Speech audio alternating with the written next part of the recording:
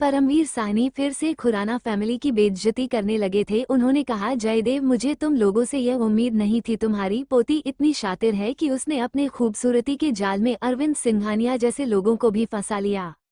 जयदेव ने गुस्से में कहा, बस बहुत हुआ, अगर अब तुमने एक शब्द भी बोला तो मुझसे बुरा कोई नहीं होगा। ये सुनकर परमवीर साहनी जोर से हंसने लगे और बोले, देखो आ गया ना तुम्हें भी पैसों का घमंड। जब तक तुम्हारे पास कुछ नहीं था तो तुम चुप थे, और अभी तुम्हारा नाम पर शेयर ट्रांसफर क्या हुए, तुमने तो अपना रंग दिखाना ही शुरू कर दिया। जयदेव खुराना का बीपी हाई होने लगा। तभी शिवन्या ने कहा, दादू छोड़ो, हमें ऐसे लोगों से बात ही नहीं करनी चाहिए। लेकिन परमवीर साहनी और नरेन दोनों ही कहाँ मानने वाले थे। नरेन ने कहा, दादाजी देखो तो सही, अब अपने उसे गरीब हस्बैंड को छोड़कर दूसरे आदमी को फंसा लिया। मैंने पहले ही कहा था कि यह लड़की ऐसी ही है। शिवन्या ने कहा, तुम जैसे घटिया लोग मैंने अपनी लाइफ में आज तक नहीं देखे। उन लोगों के बीच बहस चल ही रही थी कि इतने में वहां पर अरविंद सिंघानिया आ गए और उन्होंने परमवीर साहनी को गुस्से में देखा। उसके बाद उन्होंने कहा, मिस्टर परमवीर, लगता है आपकी वजह से हमारे गेस्ट्स परेशान हो रही है और यह मैं बिल्कुल भी टॉलरेट नहीं कर सकता, इसलिए अच्छा यही होगा कि आप शांति से यहाँ से चल जाए। परमवीर साहनी को उम्मीद नहीं थी कि मिस्टर अरविंद सिंघानिया उनसे ऐसे बात करेंगे, और इस बात पर नरेन, जो वहाँ थोड़ी देर पहले ही आया था, और ज्यादा गुस्सा हो गया। उसे अंदाजा नहीं था कि मिस्टर अरविंद सिंघानिया कौन है, बहुत ही कम लोग उनके बारे में जानते थे। इसलिए उसने गुस्से में कहा, तुम अपने आप को समझते क्या हो, और तुम्हारी हिम्मत कैसे हुई मेरे दादाजी से इस तरह से बात करने की। अरविंद सिंघानिया उसकी बात सुनकर और ज्यादा गुस्सा हो गए और उन्होंने अपने गार्डों को इशारा किया। बस फिर क्या था, 5 से 6 बॉडीगार्ड्स ने नरेन और उसके दादाजी को घेर लिया और फिर वो लोग उन्हें बाहर ले जाने लगे। आज परमवीर साहनी को बहुत ही ज्यादा बेइज्जती महसूस हुई, लेकिन वो कुछ नहीं कर सकते थे और कुछ ही देर में गार्ड्स ने उन्हें बाहर निकाल दिया था। सबसे ज्यादा शर्मिंदा तो सोनाली और उसके पापा को होना पड़ा था, क्योंकि आज उनके हाथों से उनकी कंपनी चली गई थी। लेकिन अभी भी उनके पास पैसों की कमी नहीं थी, पर उन्हें क्या पता था कि सुबह होते ही खुराना ग्रुप के शेयर्स आसमान छूने लगेंगे, क्योंकि इस कंपनी में आर्या फैमिली का इन्वॉल्वमेंट जो हो गया था। मिस्टर सिंघानिया ने शिवन्या और उसकी फैमिली को डिनर के लिए इनवाइट किया। मिस्टर सिंघानिया और गर्वित अग्रवाल दोनों ही उन लोगों के साथ बहुत ही पोलाइट बिहेव कर रहे थे। मिस्टर अरविंद सिंघानिया के कहने पर उन सभी ने डिनर किया और फिर वो वहां से निकल गए। उनके जाने के बाद मिस्टर सिंघानिया से गर्वित अग्रवाल ने कहा, सर, आखिर बॉस इन पर इतनी मेहरबान क्यों हो रहे थे? अरविंद सिंघानिया ने कहा, मास्टर इन पर मेहरबान नहीं थे, बल्कि बिग बॉस इन पर मेहरबान थे। तुम्हें पता है जो लड़की अभी हमारे साथ डिनर कर रही थी, ये हमारे लिए कितने रिस्पेक्ट की बात है। मिस्टर गर्वित अग्रवाल को कुछ समझ नहीं आया। उसने अरविंद सिंघानिया से कहा, मैं कुछ समझा नहीं। तभी अरविंद सिंघानिया ने कहा, जिनके साथ तुमने डिनर किया था वो और कोई नहीं बल्कि मास्टर की वाइफ है। ये सुनते ही गर्वित अग्रवाल का गला सूख गया। उसे भरोसा ही नहीं हो रहा था कि उन्होंने अभी बॉस की वाइफ के साथ डिनर किया था। वहीं अर्जुन जब उस इवेंट से बाहर निकला था तो उसे कुछ अजीब सी फीलिंग हो रही थी, इसलिए उसने बाहर निकलते ही सबसे पहले अपने कपड़े चेंज किया और फिर नॉर्मल कपड़ों में वहां से ड्राइवर के साथ निकल गया। ड्राइवर ने उसे विला से थोड़ी दूरी पर छोड़ा था। वो जल्दी से विला में गया। शालिनी हाल में ही बैठी हुई थी। उसने अर्जुन से कहा, तुम्हारा कुछ अता पता ही नहीं रहता, पता नहीं तुम पूरे दिन में कुछ खाते भी हो या नहीं। अर्जुन ने कहा, मोम, मुझे पहले फ्रेश होना है, उसके बाद आपसे मिलता हूँ। इतना कहकर वो अपने कमरे में पहुंच गया। उसका सिर घूम रहा था और वो बेसुध सा अपने बिस्तर पर लेट गया। उसकी आंखें खुली हुई थी। उसे खुद नहीं पता था कि उसके साथ क्या हो रहा है, लेकिन तभी उसके आंखों से रोशनी निकाली और एकदम से उसके सामने बड़ा सा ड्रैगन दिखाई देने लगा। ड्रैगन ने कहा, तुम जानते हो तुम्हारे साथ क्या हो रहा है? अर्जुन ने ना में सिर हिला दिया। तभी ड्रैगन ने कहा, उन्हें ड्रैगन किंग वेदांत का शरीर मिल चुका है। अर्जुन ने कहा, इसमें क्या परेशानी है? अगर उन्हें वेदांत का शरीर मिल भी गया है तो? तभी ड्रैगन किंग ने कहा, अगर उन्हें मेरा शरीर भी मिल गया तो तुम मारे जाओगे और तुम्हारे साथ मैं भी खत्म हो जाऊंगा, और उन लोगों को मेरी शक्तियां मिल जाए, फिर इस ब्रह्मांड में उनका प्रभुत्व स्थापित हो जाएगा।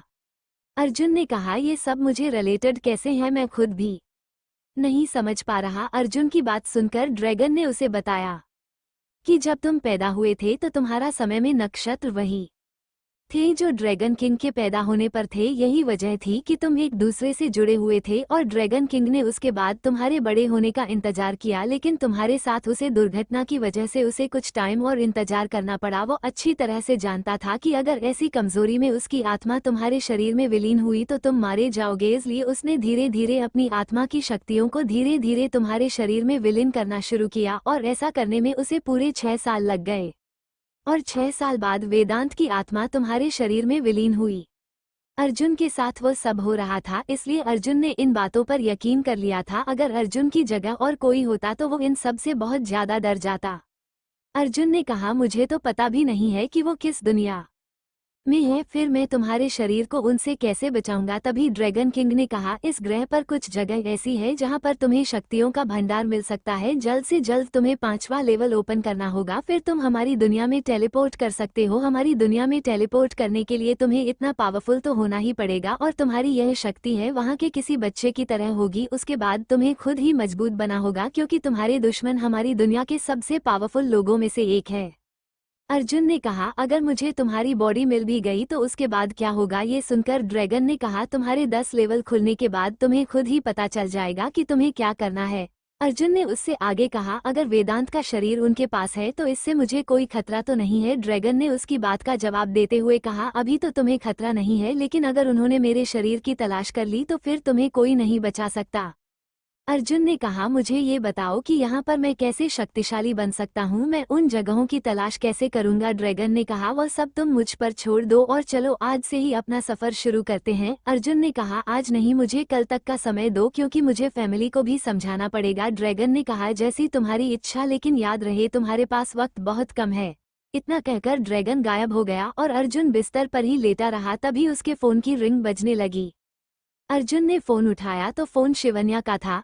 शिवन्या ने कहा, तुम कहाँ पर हो और तुमने हमें तो इवेंट में बुलाया लेकिन तुम खुद नहीं आए। ये सुनकर अर्जुन थोड़ा मुस्कुराया और उसने कहा, मैं घर पर ही हूँ और वहाँ पर तुम्हारा जाना जरूरी था, ना कि मेरा। शिवन्या ने कहा, ये सब तुमने किया है ना। अर्जुन ने उसकी बात का जवाब देते हुए कहा, मैंने कुछ नहीं किया, बस मैं हमेशा तुम्हारे साथ हूँ और मेरे होते हुए मैं तुम्हें कभी भी परेशान नहीं होने दूंगा। अर्जुन की बात सुनकर शिवन्या के चेहरे पर मुस्कुराहट आ गई। शिवन्या ने कहा, मुझे तुमसे मिलना है। तभी जयदेव ने पीछे से कहा, शिवन्या बेटी, उसे घर बुला लो। ये बात अर्जुन ने भी सुन ली थी। अर्जुन ने कहा, शिवन्या दादाजी से बोलो मैं सुबह उनसे मिलूंगा, इस वक्त मैं बहुत ज्यादा थका हुआ हूँ। शिवन्या ने कहा, ठीक है, अपना ध्यान रखना। इतना कहकर उसने कॉल डिस्कनेक्ट कर दी और दादाजी को बताया कि वो सुबह घर आएगा। शिवन्या जब पहली बार अर्जुन से मिली थी तभी से उसके दिल में अर्जुन के लिए एक अलग ही फीलिंग ने जन्म ले लिया था और उसे अर्जुन का साथ बहुत अच्छा लगता था। यही वजह थी कि जब अर्जुन उसके साथ नहीं होता था तो उसे अच्छा फील नहीं होता था। अर्जुन ने कॉल डिस्कनेक्ट होने के बाद नीचे जाकर खाना खाया और फिर सोने के लिए अपने रूम में वापस आ गया। सुबह होते ही अर्जुन उठा तो वो पहले की तरह ही अपने आप को स्वस्थ और तंदुरुस्त महसूस कर रहा था। जब वो सुबह तैयार होकर नीचे आया तो उसने देखा कि उसके दोनों माँ और नाना हाल में बैठे हुए हैं। शालिनी उनसे बातें कर रही है। अर्जुन ने तीनों को ग्रीट किया। उसके बाद अर्जुन के नाना जी परीक्षित आर्या ने कहा कि तुम्हें इतने छोटे से घर में रहने की जरूरत नहीं है, यहाँ पर हमारा बहुत बड़ा बंगला है, तुम दोनों वहाँ पर रह सकते हो। तभी शालिनी ने कहा, ये घर अर्जुन ने खरीदा है और हम दोनों के लिए ये काफी है, इसलिए पापा आपको परेशान होने की जरूरत नहीं है, हमारे लिए ये बहुत बड़ा है।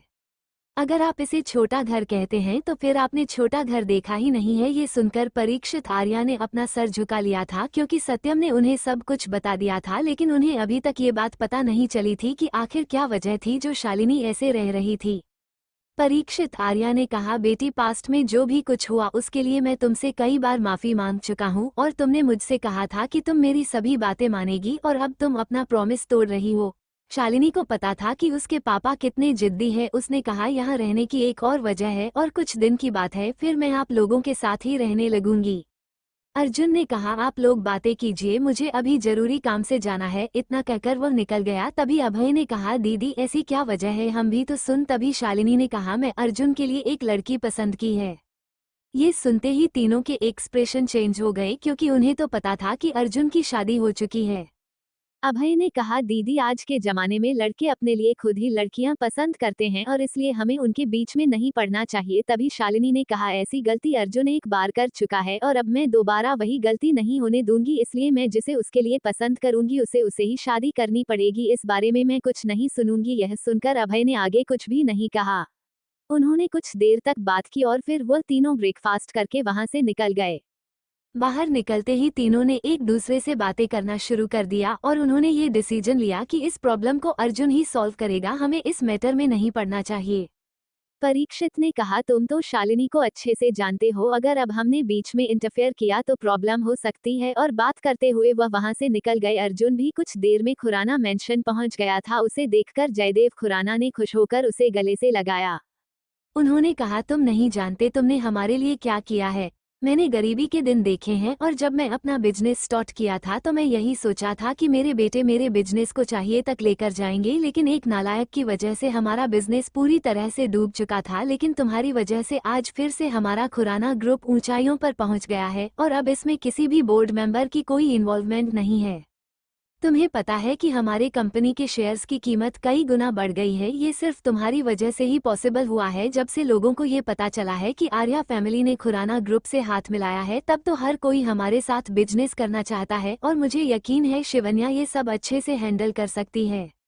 अर्जुन ने कहा, दादाजी इसमें मैंने कुछ नहीं किया, वो तो उन्होंने ही मुझसे बिना पूछे मेरी हेल्प की और उन्होंने ही आप लोगों को इनवाइट करने के लिए कहा था। तभी जयदेव ने कहा, बेटा तुम वहां पर आई क्यों नहीं थी? ये सुनकर अर्जुन ने कहा, दादाजी मैं नहीं चाहता था कि मेरी वजह से आपको फिर से कोई परेशानी हो। आप तो जानते हो ना कि पिछले इवेंट में क्या हुआ था। जयदेव ने कहा, हाँ बेटा मुझे अच्छे से याद है और उसे टाइम में तुम्हारे साथ बहुत बुरा किया था जो मैं तुम्हारा साथ नहीं दे पाया, लेकिन इसके पीछे मेरी मजबूरी खुराना ग्रुप था। आगे से मैं कभी भी ऐसा नहीं करूंगा और अब ये घर तुम्हारा है, इसलिए तुम ये रह सकते हो और मुझे तुम्हारी माँ से भी मिलना है। तुम चाहो तो मैं तुम्हारी और शिवन्या की दोबारा शादी की बात उनसे कर सकता हूँ। अर्जुन ने कहा, दादाजी अभी सही समय नहीं है और जब मुझे लगेगा कि मॉम को ये बात बतानी चाहिए तो मैं खुद उन्हें बता दूंगा। मैं उन्हें किसी भी तरह से धोखे में नहीं रखना चाहता, लेकिन यह मेरी मजबूरी है। अभी वो दोनों आपस में बातें कर ही रहे थे कि एकदम से ज्यादा खुराना का फोन रिंग होने लगा और जब उन्होंने कॉल रिसीव की तो उनके एक्सप्रेशन चेंज हो गए और उनके हाथ से फोन छूट गया। ये देखकर एक पल के लिए सभी घबरा गए थे। आखिर जयदेव खुराना के पास किसका फोन आया था और अर्जुन क्यों अपने और शिवन्या की शादी की बात शालिनी को नहीं बताना चाहता था? एक जगह बहुत सारे लोग इकट्ठा थे और उनको देखकर लग रहा था कि वो कितने ज्यादा पावरफुल है। सभी के हाथ में कोई ना कोई तैयार था, किसी के हाथ में तलवार थी तो किसी के हाथ में चमकदार भाला और भी कई तरह के हथियार थे। उन सभी को एक लड़की लीड कर रही थी। वो चारों तरफ से घने जंगल से घिरे हुए थे। आज उनके चेहरे पर जीत की चमक थी। तभी उसके साथ के लड़के ने कहा, हमने उम्मीद नहीं की थी कि ईश्वर की धरती पर जिस जगह को शापित दुनिया कहा जाता है वहां पर हमें ड्रैगन किंग का शरीर मिलेगा। उस लड़की ने मुस्कुराते हुए कहा, मुझे अच्छा उसे कौन जान सकता है, अगर वह हम लोगों की तरह ही सोचता तो इतनी जल्दी ड्रैगन किंग नहीं बनता। लेकिन अब हमें जल्दी से इस जगह से निकलना चाहिए। हमें नहीं पता कि यहाँ पर कौन कौन से खतरे मौजूद है।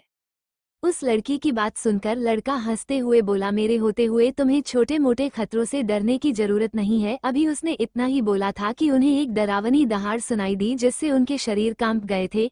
उसके बाद वहां पर किसी के बड़े बड़े कदमों की आवाज सुनाई देने लगी और जैसे जैसे वो कदम जमीन पर पड़ते तो जमीन में एक कंपल्सरी महसूस होती। लड़की ने कहा, इस शरीर को लेकर हमें अभी यहाँ से निकलना होगा, नहीं तो हम जिंदा नहीं बच पाएंगे। यह वही है जिसकी वजह से लोग यहाँ आने के नाम से भी डरते हैं। वो लड़का भी थोड़ा डर गया था और उसके बाद उसने देखा कि बहुत बड़ी हड्डियों का कंकाल उनकी तरफ आ रहा है और उसे देखकर सभी के माथे पर पसीने की बूंदें दिखाई देने लगी। तभी लड़की ने कहा, मुझे पता था कि ऐसा कुछ हो सकता है, इसलिए मैं पहले से ही इस चीज के लिए तैयार थी। इतना कहते ही उसने अपने आदमी एक छोटा सा बॉक्स पड़ा और उसमें से कुछ चमकदार सिक्के निकले, उन्हें जमीन पर पटक दिया। कुछ ही देर में वहां पर एक पोर्टल खुल गया और वो सभी उस पोर्टल में चले गए। वो सभी लोग वहां से बच निकले थे। वहां से निकलने के बाद वो लड़की उसे पोर्टल को बंद करने है वाली थी कि इतने में ही उस हड्डियों के ढांचे का बड़ा सा हाथ बाहर आया और उसने ड्रैगन किंग की लाश को अपने हाथ में ले लिया। यह इतनी जल्दी हुआ था कि वो लड़का ड्रैगन किंग के शरीर को जाते हुए देखा रहा और देखते ही देखते वो हाथ गायब हो गया। उन लोगों की कई सालों की मेहनत बर्बाद हो गई थी। ये देखकर उस लड़की का गुस्सा फूट पड़ा और वो लड़की उसे लड़के से बहुत ज्यादा नाराज हो गई, क्योंकि उसे पता था कि दोबारा उस शापित जगह में जाना अपनी मौत को बुलवा देना है। उनके हाथ में आने के बाद भी ड्रैगन किंग का शरीर गायब हो गया था। यह उनके लिए शर्म की बात थी, लेकिन अब कुछ नहीं हो सकता था। लड़की ने कहा, अब एक ही रास्ता है, हमें ये जानकारी अपने पूर्वजों को देनी ही होगी। वहीं अब उस जगह पर जाकर ड्रैगन किंग के शरीर को ला सकते हैं। इतना कहने के बाद वो सभी लोग वहां से उड़कर बहुत ही तेज स्पीड में जाने लगे। ये दुनिया वही दुनिया थी जिसके बारे में ड्रैगन किंग और अर्जुन बात कर रहे थे और इस दुनिया को ईश्वर की धरती के नाम से जाना जाता था। कहा जाता है कि इस दुनिया का निर्माण ईश्वर के आंसुओं से हुआ था। इसलिए वहाँ पर भरपूर मात्रा में शक्तिशाली ऊर्जा थी और यहाँ के लोग इस वजह से इतना पावरफुल थे। इस बारे में किसी को ज्यादा कुछ नहीं पता था, कोई कहता था ये सब अफवाहें हैं, लेकिन कुछ लोगों को इस रहस्य के बारे में पता था और वह लड़की भी उसे परिवार में से एक थी जिन्हें इन सब के बारे में पता था और यही वजह थी कि उन्हें हर आदमी ड्रैगन की शक्तियाँ चाहिए थी। वही पृथ्वी पर दादाजी ने फोन पर सुना कि उन्हें वो प्रोजेक्ट वापस मिल गया है। ये सुनकर उनके हारने का ठिकाना नहीं रहा और इस बार वो पूरा प्रोजेक्ट उन्हें ही मिला है, उसमें दूसरा कोई पार्टनर नहीं है। दादाजी को अपने कानों पर विश्वास नहीं हुआ था और उनके हाथ से कौन छूट गया था। अर्जुन के चेहरे पर मुस्कुराहट थी, उसे पता था कि क्या हुआ था क्योंकि उसके मामा ने पहले ही उसे बता दिया था कि जिस प्रोजेक्ट की वजह से खुराना ग्रुप को ये सब सहना पड़ा उन्हें वह प्रोजेक्ट वापस मिल जाएगा। शिवन्या और राजवीर दोनों ने जयदेव को संभाला और पूछा क्या हुआ। तभी जयदेव ने कहा कि हमें वो प्रोजेक्ट वापस मिल गया है।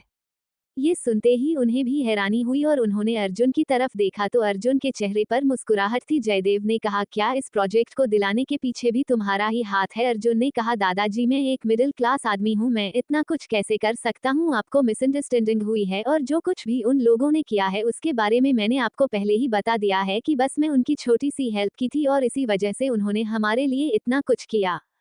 दादाजी ने कहा फिर तो इसका मतलब ये है कि जो न्यूज़ पूरे देश में फैल गई है उस वजह से ही हमें ये प्रोजेक्ट वापस मिला है, क्योंकि सभी को लगता है कि आर्या फैमिली से हमारे अच्छे रिलेशन है।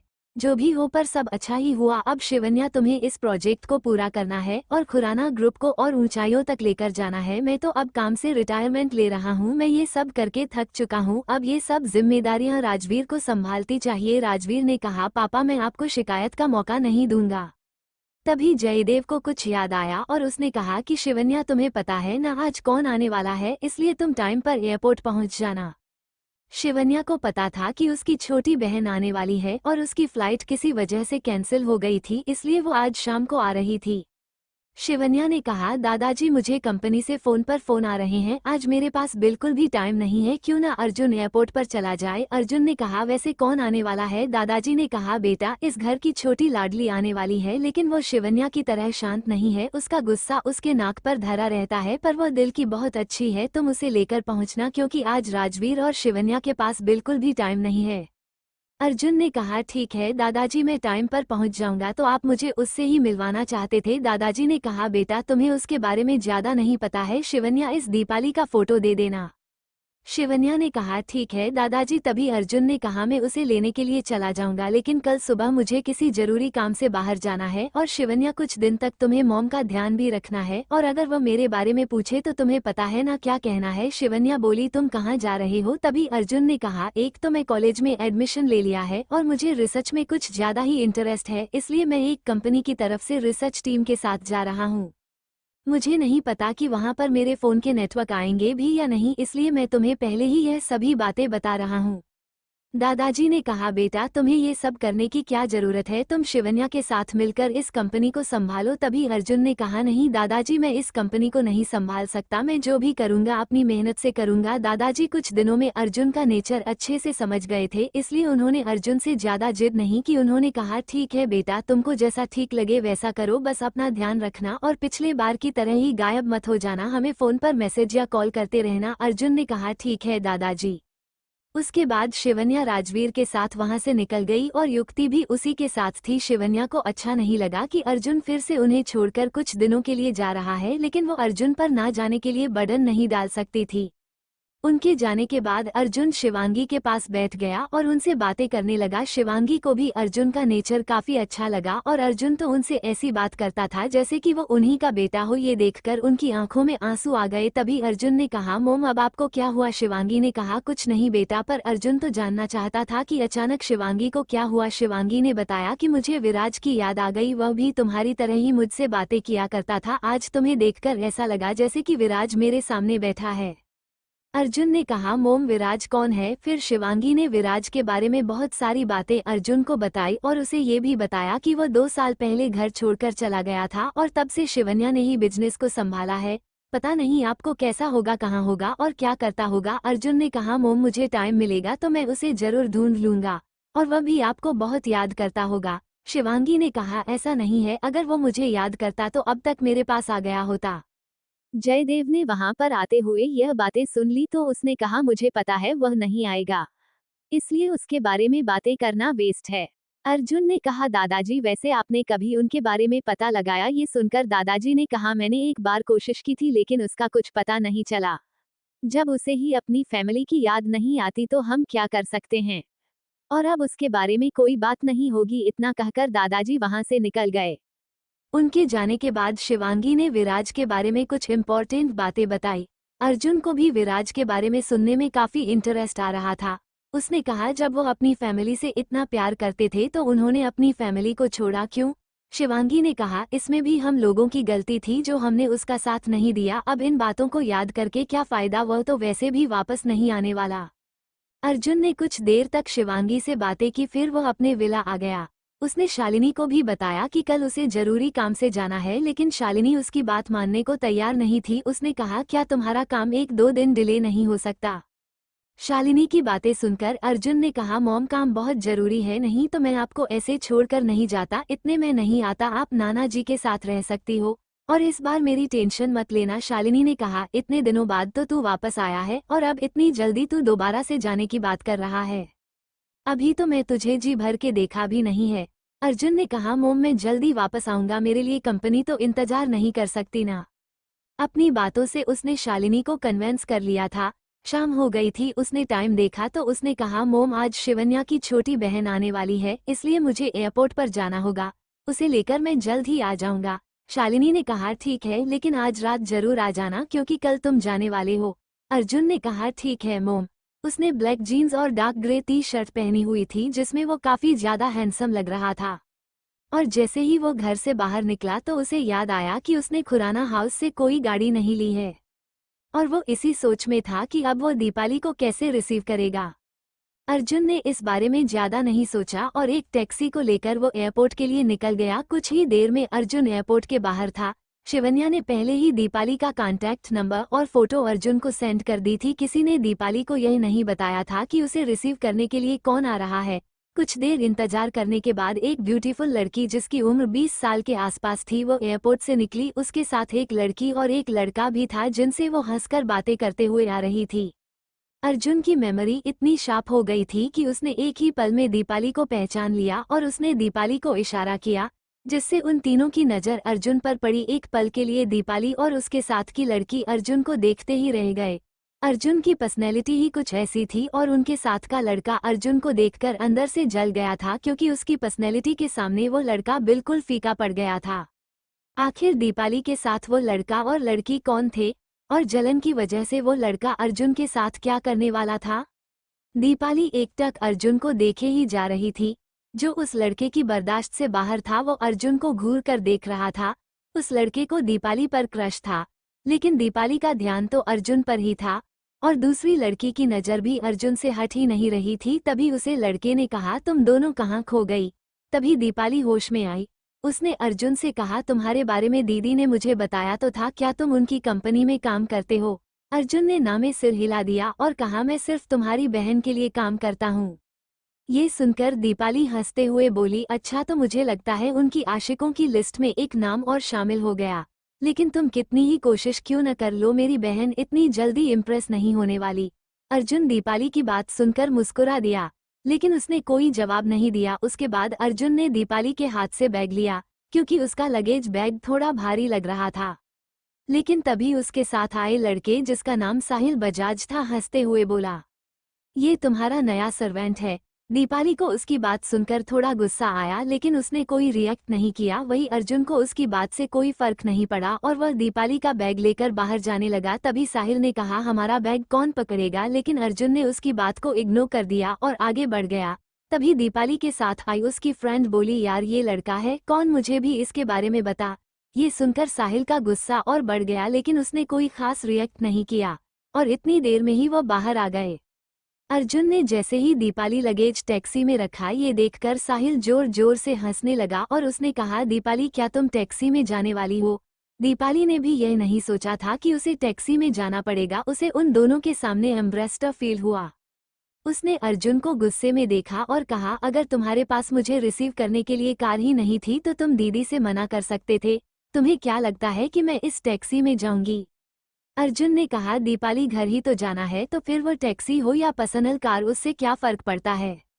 तभी साहिल ने कहा देखो तो सही अब तो घर के नौकर भी मालिक को नाम से बुलाने लगे हैं।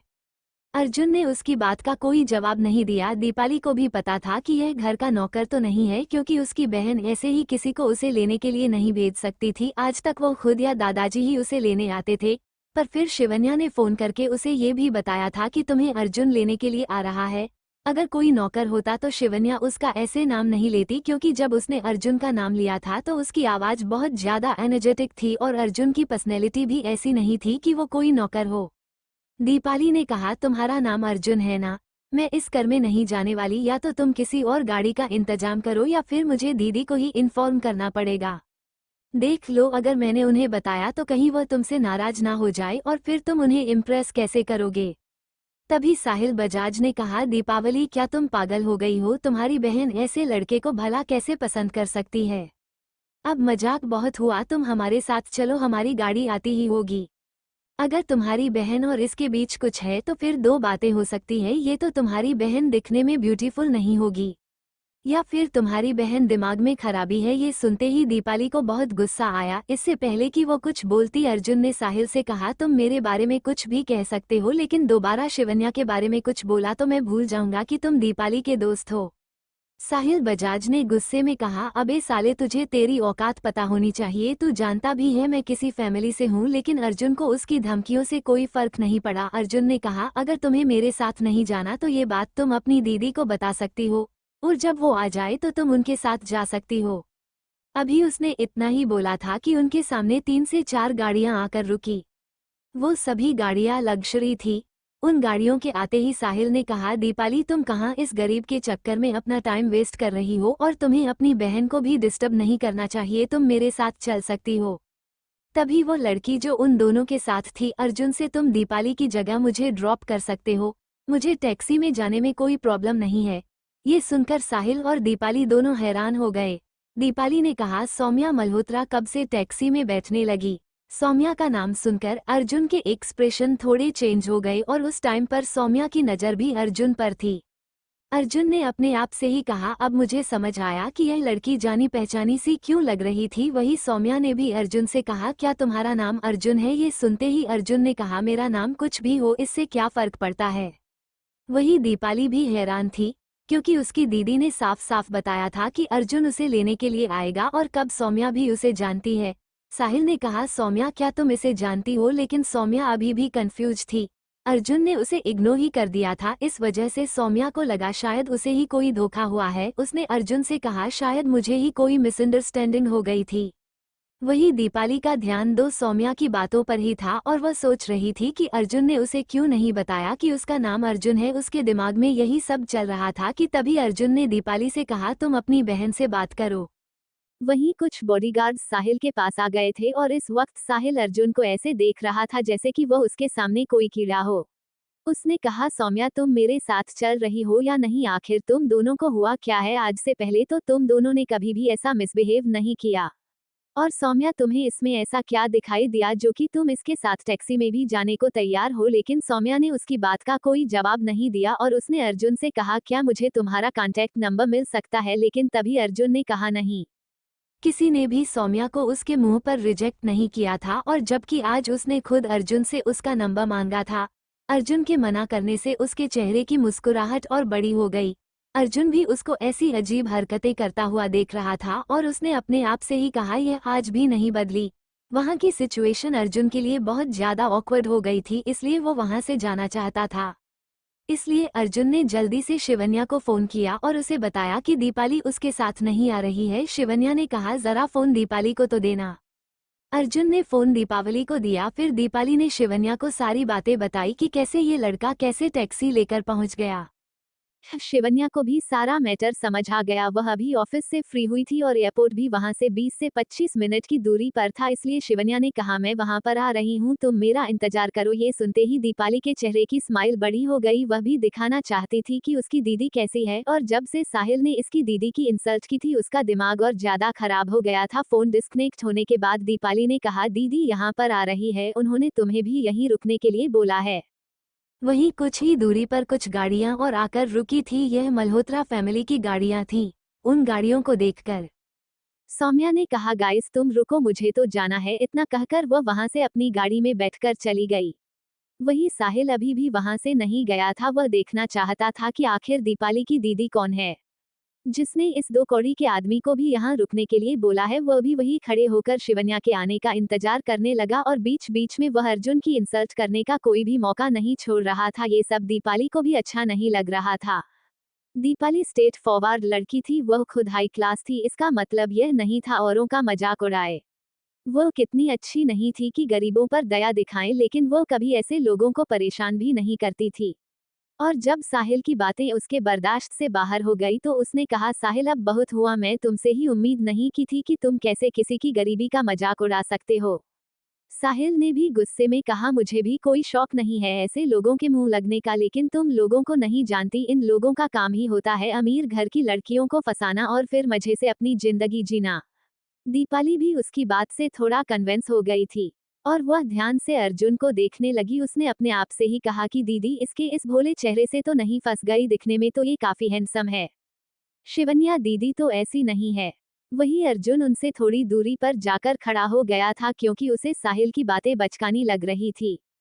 कुछ देर बाद वहां पर कुछ गाड़ियां और आकर रुकती है। तभी बीच वाली गाड़ी में से 2 एलिगेंट लड़कियां निकलती है।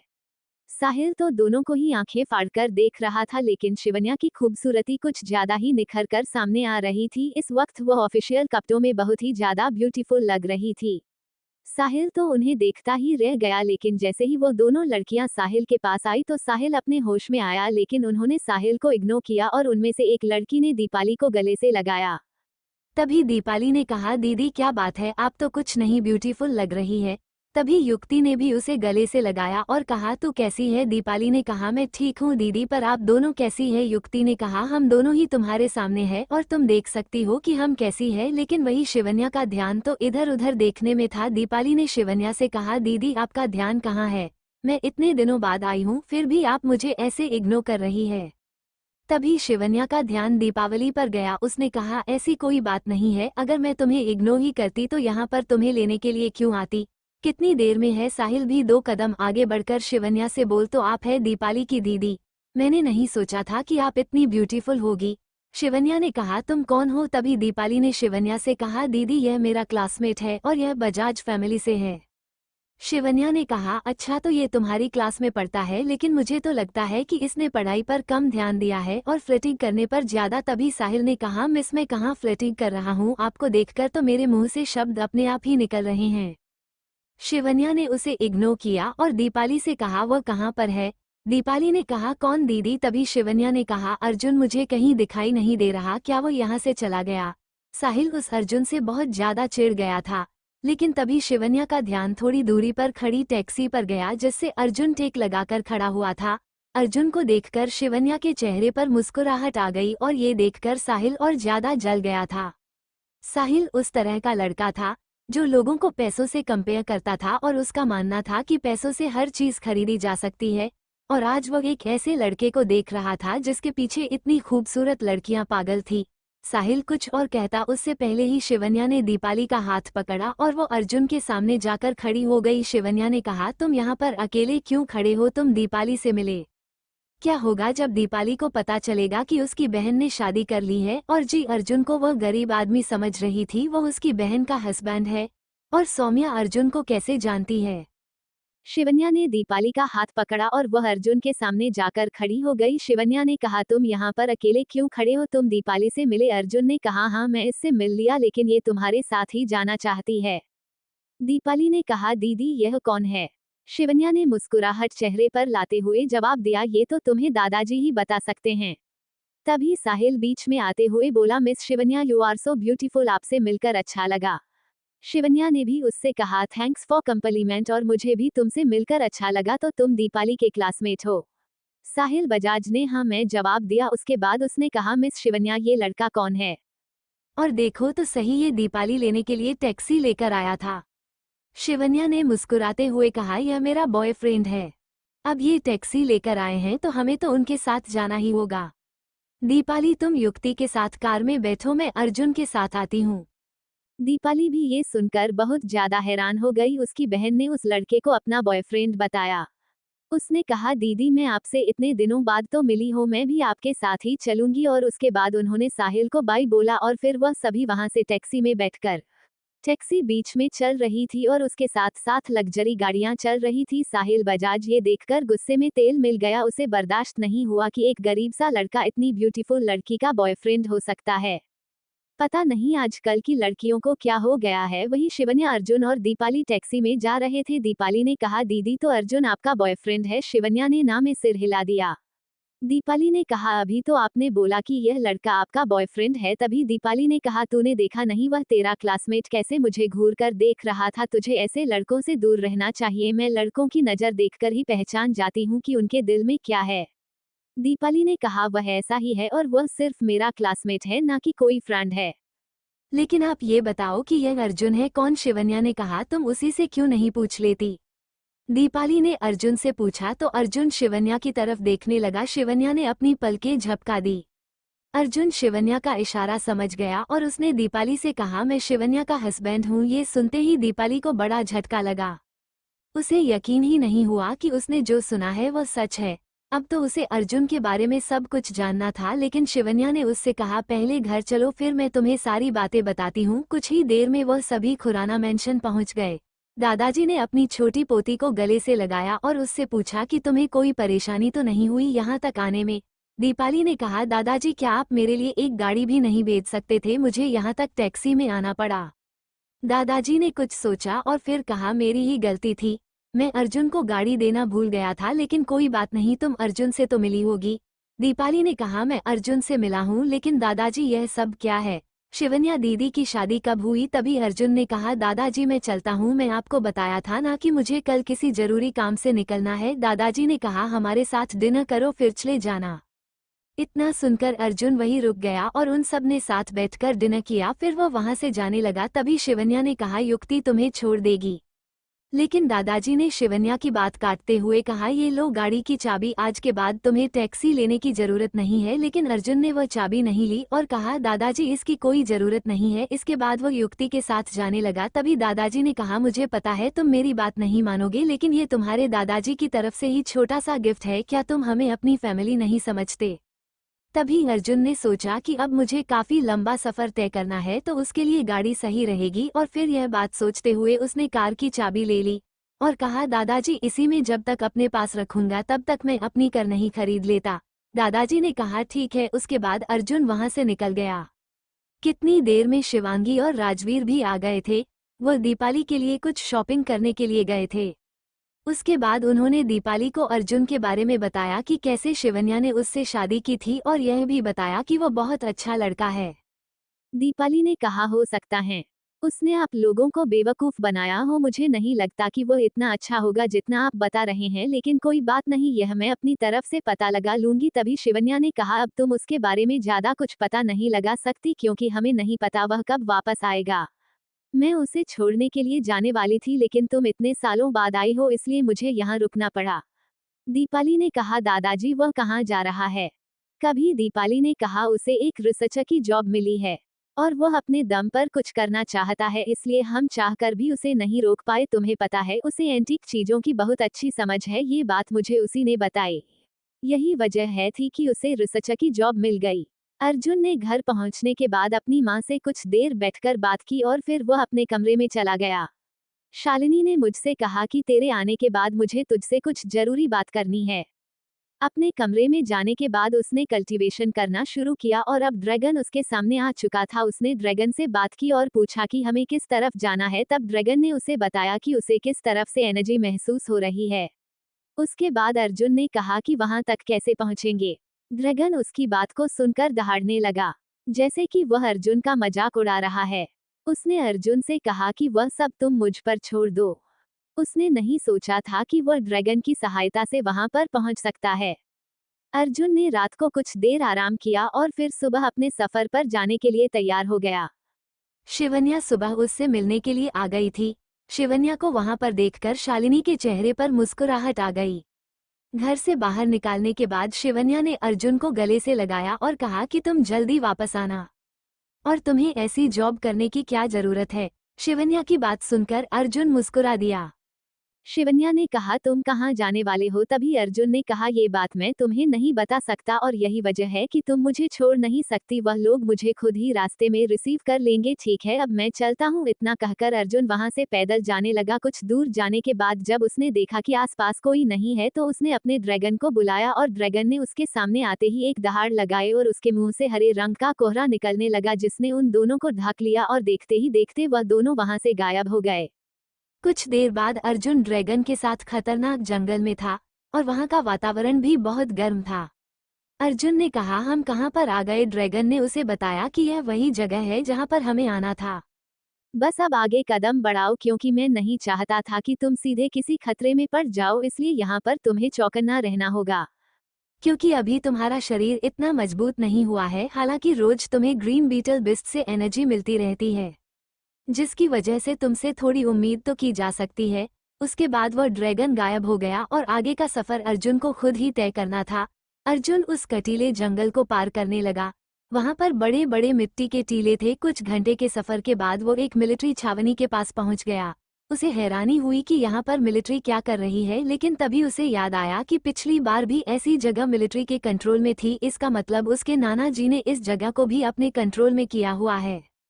अब वो सोच रहा था कि वो अपने नानाजी से क्या बात करेगा क्योंकि मिलिट्री के लोग तो उसे आसानी से अंदर नहीं जाने देंगे। अर्जुन ने सीधा अपने नाना जी को फोन किया। उसने कहा नाना जी क्या वेस्ट स्टेट के फॉरेस्ट की जमीन आपके कंट्रोल में है। नानाजी ने कहा अर्जुन तुम किस बारे में बात कर रहे हो और तुम्हें वेस्ट स्टेट के फॉरेस्ट से क्या लेना देना, तुम घर पर ही हो ना। अर्जुन ने कहा नाना जी वो सब बात मैं बाद में बताऊंगा, पहले मैंने आपसे जो पूछा है वह बताइए। परीक्षित आर्या को किसी अनहोनी का एहसास हुआ। उसने कहा नहीं तुम राजस्थान तो नहीं पहुंच गए, अगर ऐसा है तो तुम उसे जगह से दूर रहना। अर्जुन ने मुस्कुराते हुए कहा नाना जी मैं इस वक्त मिलिट्री बेस के सामने खड़ा हूँ, क्या मुझे अंदर जाने की परमिशन मिल सकती है। ये सुनते ही परीक्षित आर्या जो अभी टेंशन फ्री बैठे हुए थे हद बढ़ाते हुए अपनी जगह से खड़े हुए। उन्होंने कहा तुम वहां पर क्या कर रहे हो, तुम्हें पता है ना ऐसी जगह पर पिछली बार तुम्हारे जाने से क्या हुआ था। मेरी सांस हलक में आ गई थी और अब फिर से तुम ऐसी जगह पर पहुंच गए, लेकिन कल तो तुम यही थे। अर्जुन ने कहा नानी जी आप इस दुनिया से जो छुपाने की कोशिश कर रही हैं मैं उसके बारे में सब कुछ जानता हूँ। नानाजी ने अनजान बनते हुए कहा अर्जुन तुम किस बारे में बात कर रहे हो। अर्जुन ने कहा नाना जी बेहतर होगा हम इस बारे में फोन पर बात ना करें, और मुझे पता है वहां पर किस तरह का खतरा हो सकता है। आप मुझे अंदर जाने दीजिए, फिर मैं मिलकर आपसे इस बारे में बात करता हूँ, लेकिन याद रहे यह बात सिर्फ हम दोनों के बीच रहनी चाहिए। तभी नाना जी ने कहा बेटा मैं ये गलती दोबारा नहीं दोहराऊंगा, तुम जहाँ भी हो वापस आ जाओ और वहां पर जाने की तो सोचा भी नहीं, तुम नहीं जानते वहां पर कितना खतरा है। अर्जुन ने कहा नाना जी वो आप मुझ पर छोड़ दो और मैं आपको यकीन दिलाता हूँ कि आज के बाद यहाँ पर कोई खतरा नहीं रहेगा। परीक्षित आर्या बोले अर्जुन बेटा ये तुम्हारी सोच से कहीं ज्यादा खतरनाक है। मुझे पता है तुम बहुत ही हिम्मत वाले और साहसी लड़के हो, लेकिन फिर भी मैं ऐसा रिस्क नहीं उठा सकता, तुम उस जगह के बारे में कुछ नहीं जानते। अर्जुन ने कहा नाना जी एक बार मुझ पर भरोसा करके देखो, मैं आपके भरोसे को टूटने नहीं दूंगा, मेरा अंदर जाना बहुत जरूरी है। अर्जुन की बातें सुनकर परीक्षित आर्या सोच में पड़ गए। फिर उन्होंने डिसीजन लिया और कहा बिल्कुल नहीं, तुम वहां पर नहीं जा सकते और यही मेरा आखिरी फैसला है। इससे पहले भी परीक्षित आर्या ने वो एक महीना बड़ी मुश्किल से गुजारा था। वह तो यही सोच रहे थे कि अर्जुन अब इस दुनिया में नहीं रहा, वो ऐसा रिस्क दोबारा कैसे ले सकते थे। लेकिन तभी अर्जुन ने उनसे कुछ ऐसा कहा कि वो अपना डिसीजन बदलने को तैयार हो गए और उन्होंने हैरानी में अर्जुन से कहा तुम सच बोल रहे हो। अर्जुन ने कहा आपको यकीन नहीं होता तो मैं यहाँ से आने के बाद आपको सभी बातें डिटेल में बताऊंगा। नानाजी ने कहा ठीक है, लेकिन तुम्हें मुझसे प्रॉमिस करना होगा कि तुम वापस जरूर आओगे, तुम जानते हो ना कि तुम्हारे बिना तुम्हारी माँ कैसे रहेगी। अर्जुन ने कहा आप उसकी चिंता मत करो, बस आप यहाँ के मिलिट्री को मेरे बारे में इंफॉर्मेशन दे दो, अब मैं उनके पास जा रहा हूँ। अर्जुन ने इतना कहकर कॉल डिस्कनेक्ट कर दी। उसके बाद मिस्टर परीक्षित आर्या ने सौरभ मल्होत्रा को सारी बातें डिटेल में बता दी और कहा कि कोई भी अर्जुन को नहीं रोकेगा। सौरभ मल्होत्रा ने परीक्षित आर्या का ऑर्डर वहां तक पहुंचा दिया था। जब अर्जुन मिलिट्री बेस तक पहुंचा तो उसने अपनी इन्फॉर्मेशन वहां की मिलिट्री को दी और जब सीनियर्स तक उसकी इन्फॉर्मेशन पहुंची तो सीनियर ऑफिसर खुद उसे वेलकम करने के लिए आए, क्योंकि उन्हें ये भी पता चल गया था कि अर्जुन ने पिछले मिशन में 50 लोगों की जान बचाई थी। उसके बाद अर्जुन ने उन्हें बताया कि वो अंदर जाना चाहते हैं और यहाँ की पूरी इन्फॉर्मेशन उसे चाहिए। कुछ ही देर में सीनियर ने एक फाइल मंगवाई और अर्जुन के सामने सभी डिटेल रख दी जो वहां से रिलेटेड थी। आखिर यह कौन सी जगह थी और यहाँ पर मिलिट्री को क्यों रखा गया था? क्या यहाँ पर भी कोई खतरा अर्जुन का इंतजार कर रहा है? मिलिट्री के सोल्जर सोच रहे थे कि आखिर ये लड़का कौन है जिससे मेजर इतने रिस्पेक्ट से बात कर रहे हैं। वहीं अर्जुन फाइल की डिटेल देख रहा था, उसमें उस जगह के बारे में लिखा हुआ था। कुछ दूरी पर चलने के बाद वहां पर ज्वालामुखी था, लेकिन इसे ठंडा ज्वालामुखी कहा जाता था क्योंकि इसके अंदर शरीर को जमा देने वाली बर्फ जैसी ठंड थी। और हैरानी की बात यह थी कि यहाँ पर कोई बर्फ भी नहीं थी, जो कि इंसानों की समझ से बाहर थी और कोई भी उसके अंदर जाने की कोशिश करता तो वो मुश्किल से 100 मीटर ही अंदर जा पाता। उसके बाद तो उसके शरीर पर बहुत ज्यादा प्रेशर बढ़ने लगता था और वो अंदर जाकर सांस ही नहीं ले पाता था। ऐसा लगता था जैसे कि उस ठंडक ने ऑक्सीजन तक को जमा दिया है। वहां पर जीवन के कोई भी लक्षण नहीं थे, वहां सभी पेड़ पौधे नष्ट हो चुके थे। किसी को नहीं पता था कि यह ज्वालामुखी यहाँ कब से है। अर्जुन ने सभी डिटेल पढ़ी और उसने कहा, मेजर मैं अंदर जाना चाहूंगा। ये सुनकर मेजर थोड़ा घबरा गए, पर उन्हें जो ऑर्डर मिला था वह तो उन्हें मनाना ही था। इसलिए वो खुद सेफ्टी इक्विपमेंट पहनकर अपने टीम के जवानों के साथ अर्जुन के साथ जाने को तैयार हुए। और उन्हें ये भी पता था कि जब वे लोग ही 100 मीटर से आगे नहीं जा सकते तो अर्जुन ही कैसे आगे बढ़ पाएगा। वह पर मेरे तरीके लोग एक दूसरे से कंपटीशन करते रहते थे कि कौन 100 मीटर से आगे जाएगा। और उनमें से एक नौजवान लड़का था जिसने 110 मीटर का सफर तय किया था। उसका नाम उज्ज्वल चौधरी था। कहीं ना कहीं उसे अपने सुपीरियर होने का भी घमंड था। वहीं मेजर रणदीप देसाई अर्जुन के साथ ज्वालामुखी के पास पहुंच गए थे। उसके अंदर जाने से पहले रणदीप देसाई ने अर्जुन को कुछ बातें समझाई। तभी उज्ज्वल ने कहा, वैसे हम व्यर्थ की कोशिश कर रहे हैं क्योंकि 110 मीटर से आगे कोई जा ही नहीं पाएगा। अर्जुन उसको देखकर मुस्कुरा दिया और उसके बाद वह सामने देखने लगा जहां से एक छोटा सा शंकरा रास्ता ज्वालामुखी के अंदर जा रहा था। और वहां पर आते ही उन लोगों को बहुत ज्यादा ठंड महसूस होने लगी थी। उसके बाद वह सभी आगे बढ़ने लगे। अभी तक उन्होंने 50 मीटर की दूरी तय की थी कि तभी उन्हें एक ठंडी हवा का झोंका महसूस हुआ। यह आज पहली बार था, आज तक कभी भी उसमें से ऐसा ठंडी हवा का झोंका महसूस नहीं हुआ था और उसे ठंडी हवा ने सभी लोगों को कांपने पर मजबूर कर दिया था। कुछ जवान तो वहीं रुक गए, आज तक उन्होंने 50 मीटर पर ही ऐसी ठंड महसूस नहीं की थी। लेकिन अर्जुन को तो बस आगे जाना था, इसलिए उसने बिना टाइम वेस्ट किया आगे बढ़ना शुरू किया। उज्ज्वल को ये देखकर अच्छा नहीं लगा और वह भी हिम्मत करके अर्जुन के साथ आगे बढ़ा। धीरे धीरे कुछ और जवान भी आगे बढ़े। मिस्टर रणदीप देसाई ने नहीं सोचा था कि अर्जुन इतनी आगे तक पहुंच जाएगा और देखते ही देखते वह सभी 80 मीटर तक पहुंच गए। अब सबकी हिम्मत जवाब दे चुकी थी क्योंकि आज वहां का वातावरण कुछ ज्यादा ही ठंडा था। लेकिन अर्जुन कहाँ मानने वाला था, वह तो फिर से कदम आगे बढ़ने लगा। ये देखकर उज्ज्वल को उस पर बहुत गुस्सा आया और उसने भी कुछ कदम आगे बढ़ाए। धीरे धीरे दोनों ही 100 मीटर तक सफर तय कर चुके थे। अब उन्हें चट्टान में सफेद परत नजर आने लगी थी जो आज तक उन्होंने नहीं देखी थी। उज्ज्वल ठंड की वजह से कांपने लगा, लेकिन अब अर्जुन और ज्यादा टाइम वेस्ट नहीं कर सकता था, इसलिए उसने आगे बढ़ना जारी रखा। और ये देखकर उज्ज्वल की आंखें भी फटी की फटी रह गई। उज्ज्वल ने अर्जुन से कहा, तुम क्या कर रहे हो? अगर तुम और आगे गए तो ठंड की वजह से मारे जाओगे, तुम्हारी नाड़ियां तक जम जाएंगी। अर्जुन ने कहा, तुम मेरी चिंता मत करो, अब तुम्हें वापस लौट जाना चाहिए। मेजर रणदीप देसाई बोले, अगर तुम्हें कुछ हो गया तो मैं ऊपर क्या जवाब दूंगा? उनको बोलना भी मुश्किल हो रहा था। तभी अर्जुन ने चिल्लाकर कहा, मुझे कुछ नहीं होगा, और वो आगे बढ़ गया। देखते ही देखते अर्जुन उनकी आंखों से ओझल हो गया। वहां पर खड़े सभी लोगों को अपनी आंखों पर भरोसा ही नहीं हुआ कि कोई लड़का उनके सामने इतनी आगे चला गया और अब वह दिखाई नहीं दे रहा था। उसके जाने के बाद मेजर ने सभी जवानों को ऑर्डर दिया कि अब तुम सबको वापस चलना चाहिए।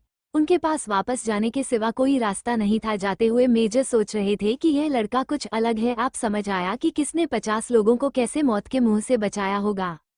उज्ज्वल जो इस घमंड में था कि उसे आगे कोई नहीं जा सकता, आज उसका घमंड बहुत बुरी तरह से टूटा था। और जिस लड़के के ऊपर वो मन ही मां हंस रहा था, अब उसे अपने आंखों के सामने गायब होता देखकर खुद पर ही हंसी आ रही थी। वही अर्जुन आगे बढ़ते हुए एक ऐसी जगह पर पहुंच गया था जहां पर बर्फ गिर रही थी। तभी ड्रैगन उसके सामने आया। उसने कहा, इसका मतलब मेरा शक बिल्कुल ठीक निकला, यह आयामी द्वार है जो एक दुनिया को दूसरी दुनिया से जोड़ता है। उसे भी ऐसा महसूस हुआ था कि जैसे वह दूसरी दुनिया में आ गया है। वहां पर ज्वालामुखी का दूसरा हिस्सा दिखाई दे रहा था जिससे वो बाहर निकला था। उसके बाद उसने सामने देखा तो वहां पर बड़े बड़े पेड़ थे जिसे सफेद रंग के फूल झड़ रहे थे और वहां पर उन फूलों का अंबार लगा हुआ था। अर्जुन ने कहा, ऐसी ठंड में किस तरह का पेड़ उग रहा है?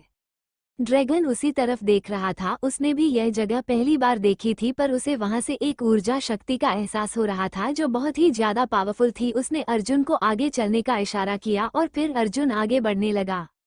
देखते ही देखते अर्जुन उन फूलों से निकलते हुए पेड़ों के बीच से आगे बढ़ने लगा। जब वो थोड़ी आगे पहुंचा तो वहां पर एक झरना बड़ा था जिसकी बीचों बीच एक चमकदार सफेद गुलाबी फूल उगा हुआ था। और हैरानी की बात ये थी कि वो पानी उस पर नहीं गिर रहा था, वो फूल उस पानी को दो भागों में बांट रहा था। ड्रैगन ने जब उस फूल को देखा तो उसकी आंखों में चमक आ गई। ड्रैगन ने कहा, ये स्वर्गीय अमृत का फूल है। मुझे हैरानी इस बात की है कि ये दूसरी ऐसी चीज है जो तुम्हें मिली है।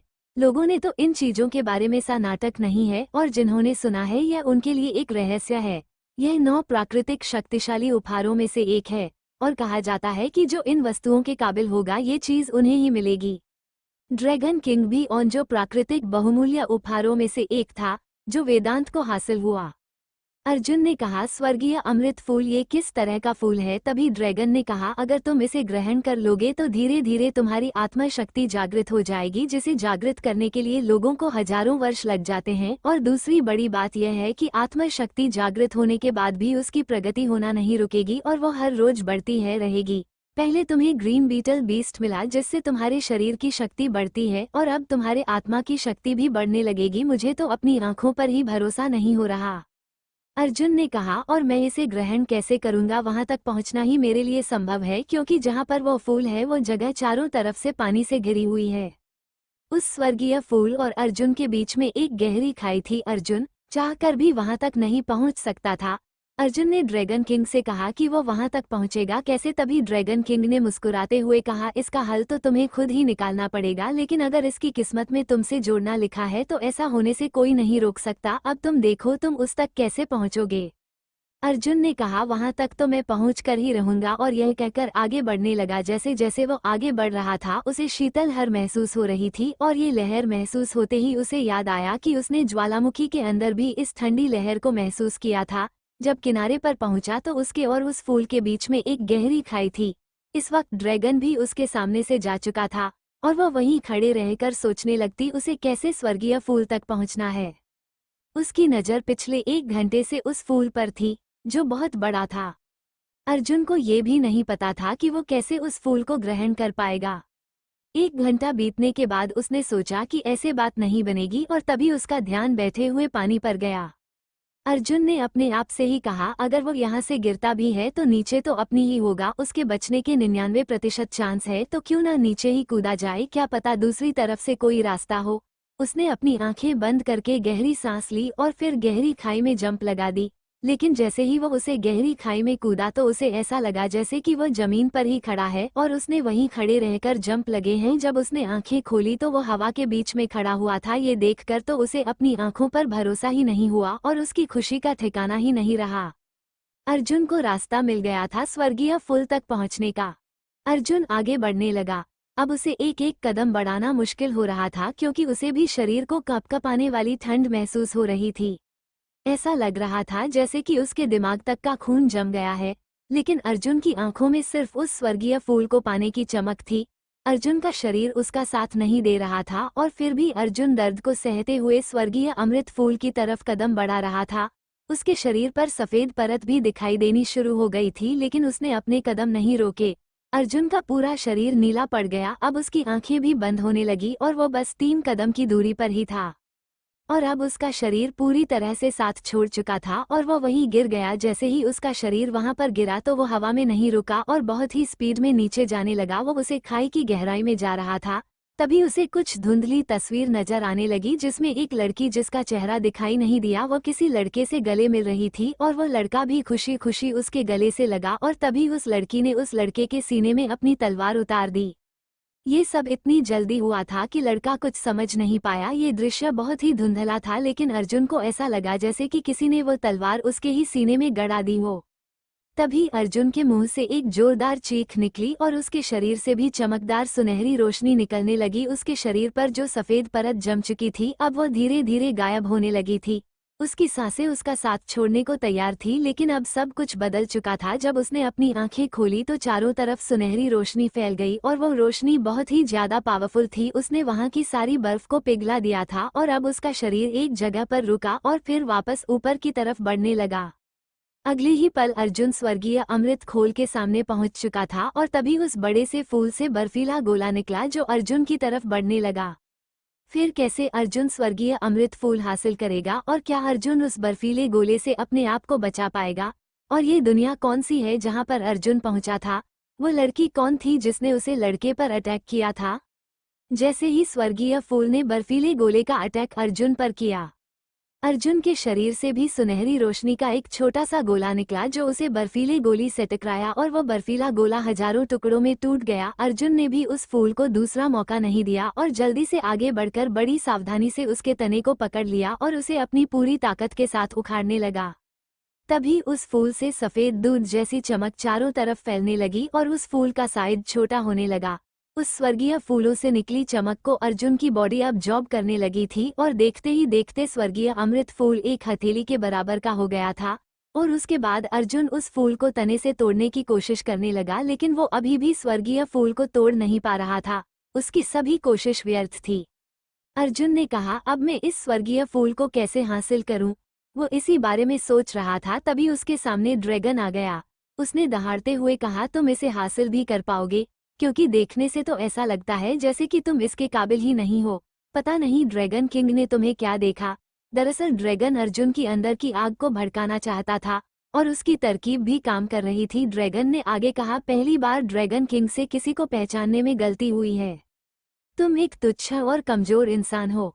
उसने अभी इतना ही कहा था कि अर्जुन के शरीर से और भी भयंकर ऊर्जा निकलने लगी और उस सुनहरी चमक ने स्वर्गीय फूल को भी घेर लिया। अर्जुन उस स्वर्गीय फूल को तोड़ नहीं पाया था, लेकिन देखते ही देखते स्वर्गीय अमृत फूल का अर्क रस अर्जुन के शरीर में जाने लगा और धीरे धीरे उसे स्वर्गीय अमृत फूल की सभी पत्तियां गायब होने लगी और देखते ही देखे उसका तना रह गया था और वह फूल गायब हो चुका था। जब अर्जुन का गुस्सा थोड़ा शांत हुआ और उसकी सुनहरी चमक खत्म हुई तो अर्जुन की आंखों के आगे अंधेरा छाने लगा और तभी उसकी आंखें बंद हो गई।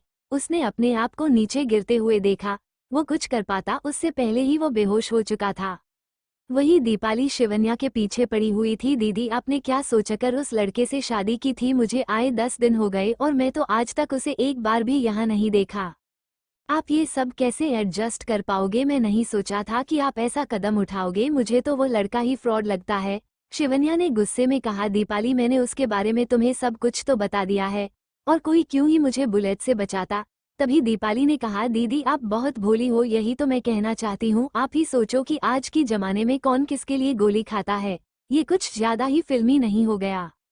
उसका रास्ते पर चलना और उसकी वजह से तुम्हारा वहां पर रुकना और तुम पर अटैक होना, मुझे इन बातों पर बिलीव नहीं है। और अगर तुम्हारी जान को ही खतरा है तो अब वो लोग कहाँ गए और वो कौन थे? क्या कुछ पता चला? आप नहीं जानती, इन लोगों को, ऐसे फ्रॉडी लोगों के लिए ये काम बहुत आसान होता है। उसके बाद कभी भी आपने उसकी पीठ पर बुलेट्स के निशान देखे हैं?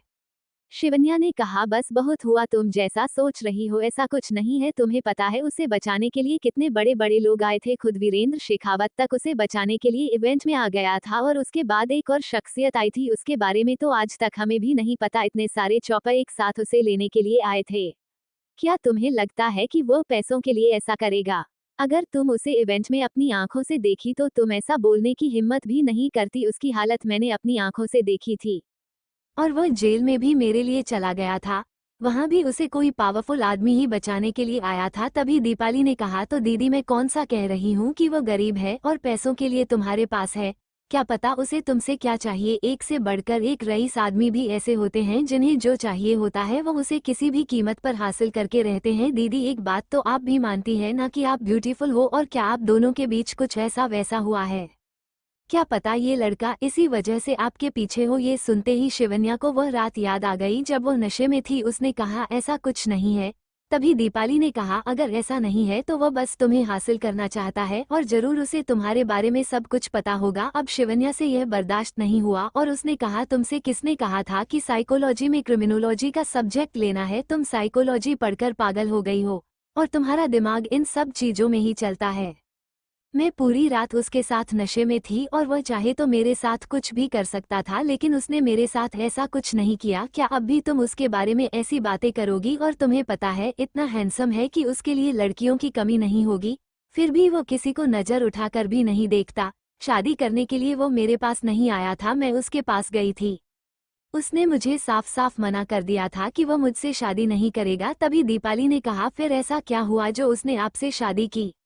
ये बात सोचते हुए शिवन्या ने कहा, उसका कुछ तो पास्ट है, क्योंकि जब वो इस बारे में सोच रहा था तो उसके एक्सप्रेशन चेंज हो रहे थे और उसने मुझसे कहा था कि वो किसी को भी हमारी शादी के बारे में नहीं बताएगा, लेकिन कोई है जिसको वो मुझे अपनी गर्लफ्रेंड कहकर इंट्रोड्यूस करवाना चाहता है। तभी उसे कुछ याद आया और उसने कहा, शायद मैं जानती हूँ कि उसके पीछे क्या वजह हो सकती है। मैं उसे इस बारे में पूछ नहीं पाई थी। दीपाली ने कहा, दीदी क्या वजह हो सकती है? शिवन्या ने कहा, उसे बारे में मैं पता लगा लूंगी। पर दीपाली कहाँ चुप होने वाली थी, उसने कहा, मुझे बताओ मुझे। अच्छा, इस बारे में कौन पता लगा सकता है? शिवन्या को पता था कि वो सब कुछ जाने बिना उसे नहीं छोड़ने वाली। उसने कहा, एक बार मॉल में हमसे एक कपल टकराया था और उस लड़की ने अर्जुन को देखकर कहा था, अर्जुन ये तुम ही हो ना? लेकिन अर्जुन ने उसकी बात का कोई जवाब नहीं दिया। तभी दीपाली ने कहा, दीदी वेट वेट, तुमने अभी क्या बोला कि कोई लड़की अर्जुन से टकराई थी और उसने अर्जुन को नाम से बुलाया था? ऐसा ही कुछ एयरपोर्ट पर भी हुआ था। मेरी फ्रेंड सौम्या मल्होत्रा भी अर्जुन को आंखें फाड़कर देख रही थी और उसने भी अर्जुन से पूछा था कि क्या तुम अर्जुन हो, लेकिन उस वक्त भी अर्जुन ने कोई जवाब नहीं दिया। तभी शिवन्या ने कहा, एक तो तमीज में बात करो, वो तुम्हारे जीजू है और तुमने क्या अर्जुन अर्जुन लगा रखा है? अगर कोई लड़की उसे पहचानती भी है तो इससे क्या लेना देना, लेकिन जो बात मैं तुम्हें बता रही थी वो कुछ डिफरेंट थी। जब तुम्हारी फ्रेंड ने उसका नाम लिया था तो क्या उसके बिहेवियर में कोई चेंज आया था? दीपाली ने कहा, नहीं दीदी। शिवन्या ने आगे कहा, जब उसे लड़की ने उसका नाम लिया था तो उसका बिहेवियर बिल्कुल चेंज हो गया था, उसके एक्सप्रेशन भी चेंज हो गए थे और उसने मुझे कमर से पकड़कर अपने करीब कर लिया और ऐसा लग रहा था जैसे कि वो उस लड़की को जला रहा हो।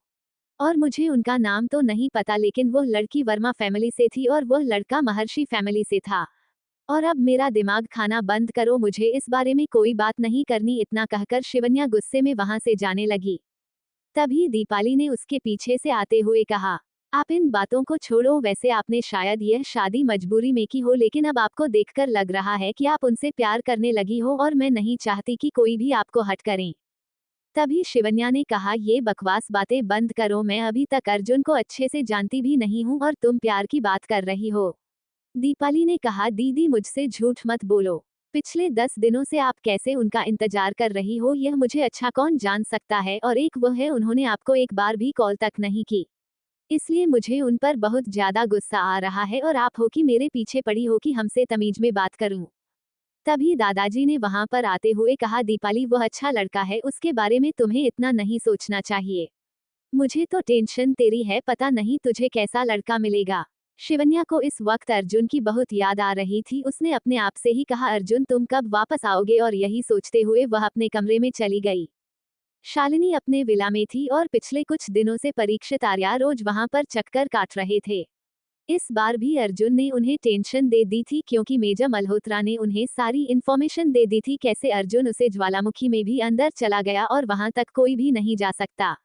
वहां पर सभी इक्विपमेंट काम करने बंद कर जाते हैं, इसलिए वहां पर इलेक्ट्रिक इक्विपमेंट का इस्तेमाल नहीं किया जा सकता।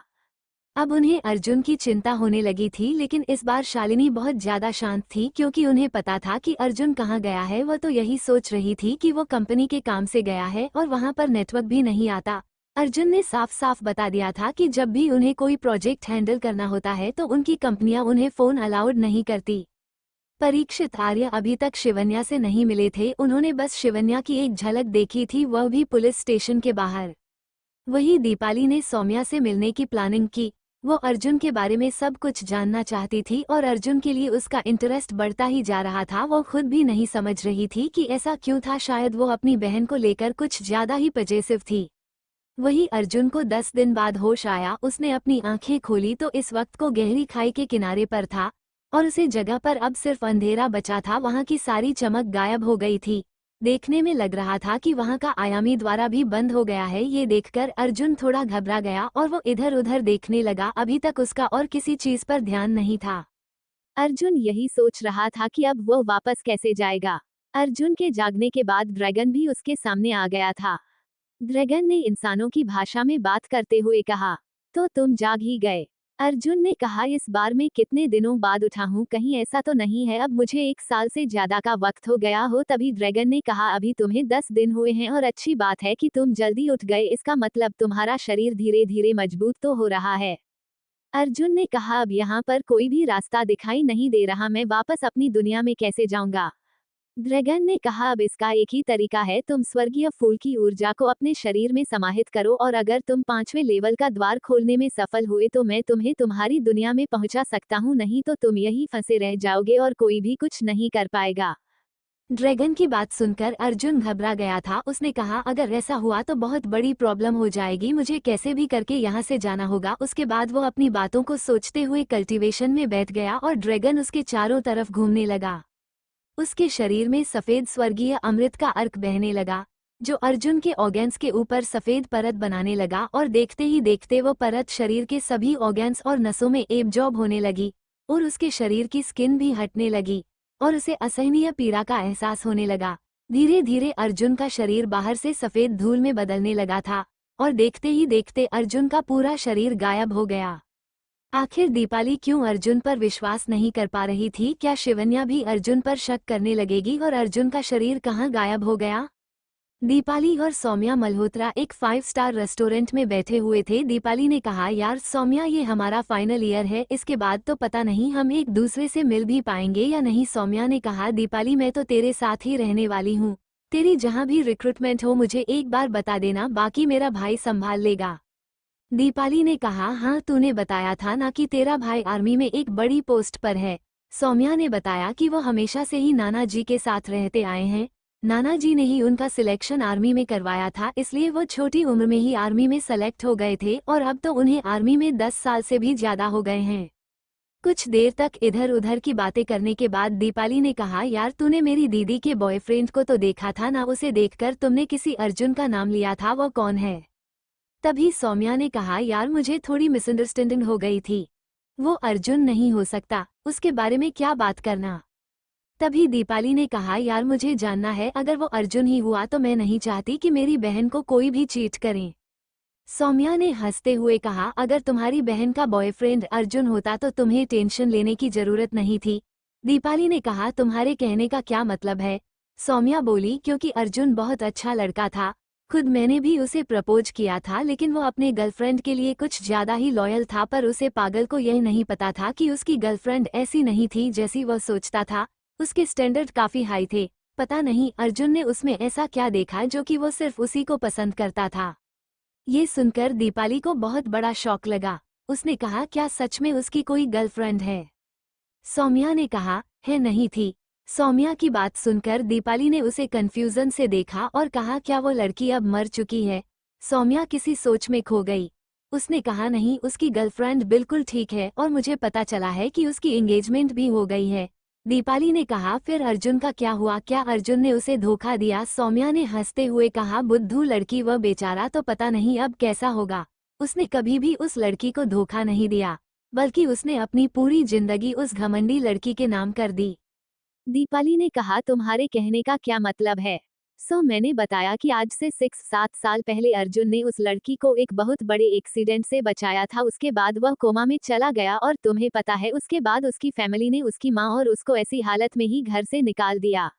उसके बाद मैंने कभी भी अर्जुन को नहीं देखा और जब मैंने उस लड़के को देखा तो मुझे ऐसा लगा जैसे कि वो अर्जुन ही है, लेकिन वो अर्जुन नहीं हो सकता। पता नहीं अर्जुन तो अब जिंदा भी है या नहीं।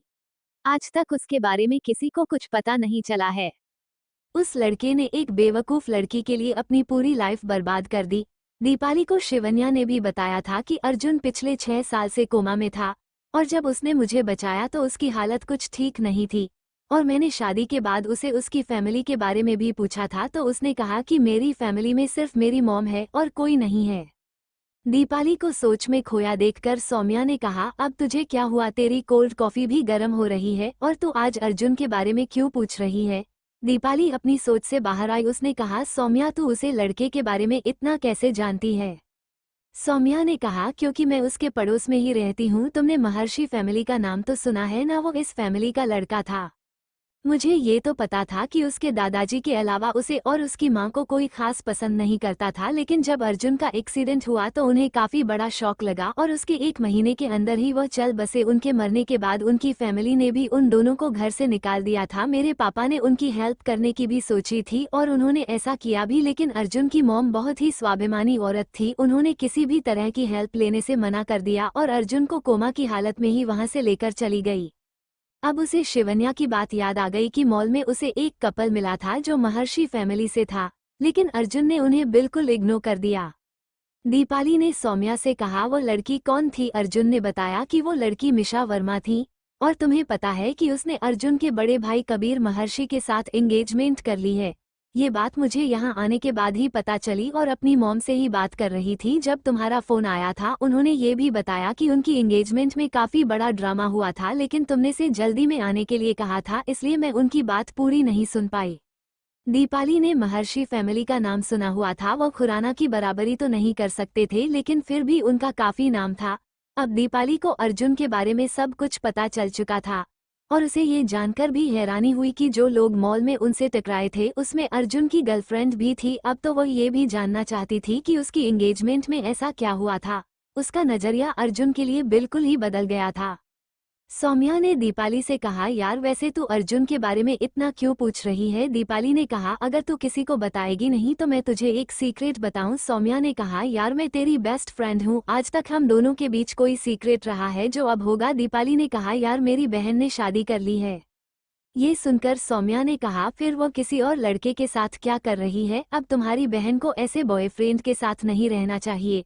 अभी दीपाली ने कहा, पागल लड़की, वो उनका बॉयफ्रेंड नहीं था, वो उनके हस्बैंड थे। और तुम्हें पता है उसका नाम क्या है। सौम्या ने कहा, क्या नाम है तुम्हारे जीजू का। दीपाली ने धीरे से कहा, उनका नाम अर्जुन है। ये सुनते ही सौम्या के मुंह से कोल्ड कॉफी एकदम से बाहर निकली।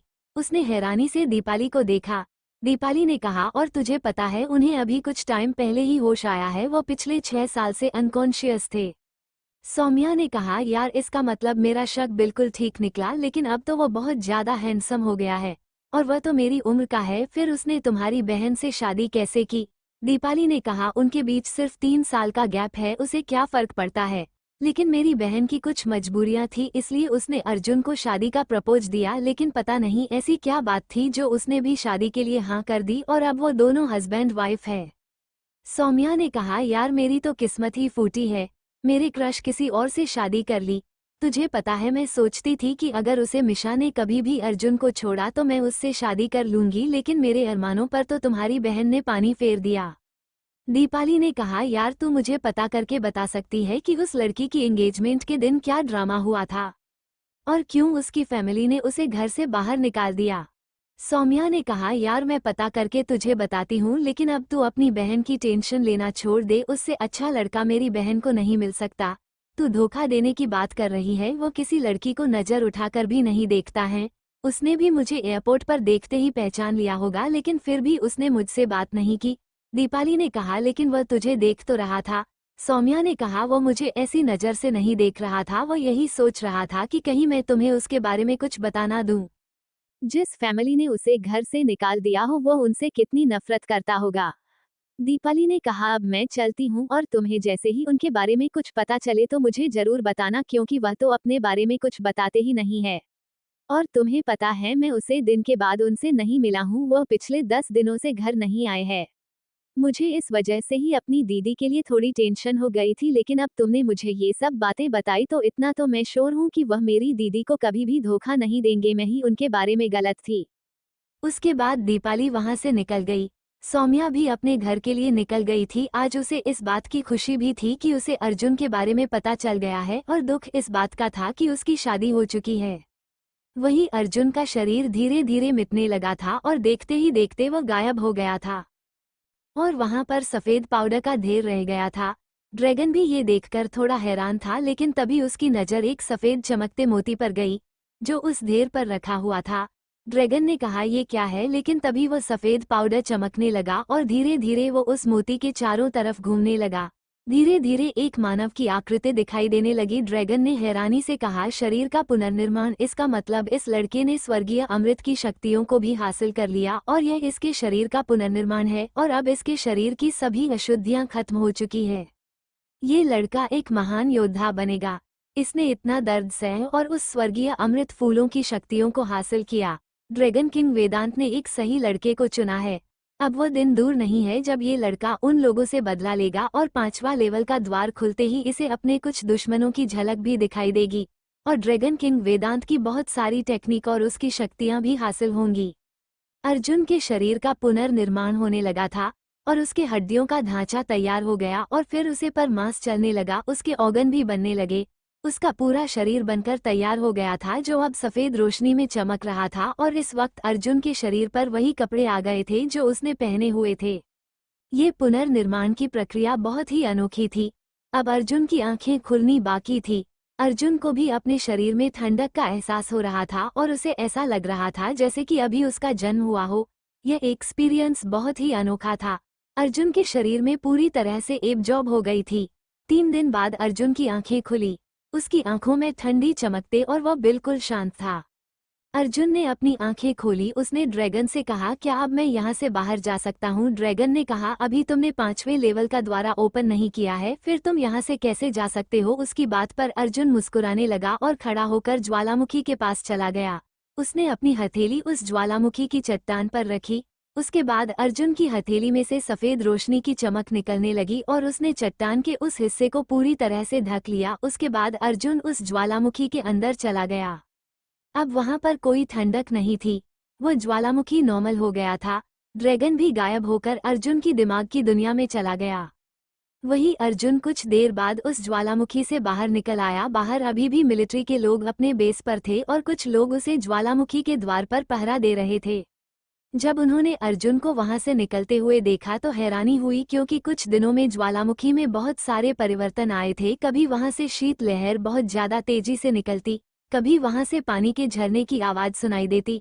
इसलिए किसी की हिम्मत ही नहीं हुई कि अंदर जाकर देख सके और जब अर्जुन वहां से निकला तो उन्हें और भी ज्यादा हैरानी होगी। वो सभी उसे लेकर मेजर के पास जाने लगे। कहानी मेजर कैंप से थोड़ी दूरी पर इधर से उधर चक्कर काट रहा था। उसके साथ उज्जवल चौधरी भी था। उसने कहा, अंदर जाने का डिसीजन उस लड़के का था, फिर आप इतने परेशान क्यों हो रहे हैं? लेकिन मेजर ने उसकी बात का कोई जवाब नहीं दिया। आखिर मेजर इतनी टेंशन में क्यों था और उसका रिएक्शन कैसा होगा जब वो इतने दिनों बाद अर्जुन को देखेगा? शालिनी ग्रोसरीज और वेजिटेबल की शॉपिंग करने के लिए बाहर गई हुई थी। जब वो ताजे फल और सब्जियां खरीद रही थी तभी एक लड़की उनके पास आई और बोली, छोटी मॉम, यह आप ही हो ना?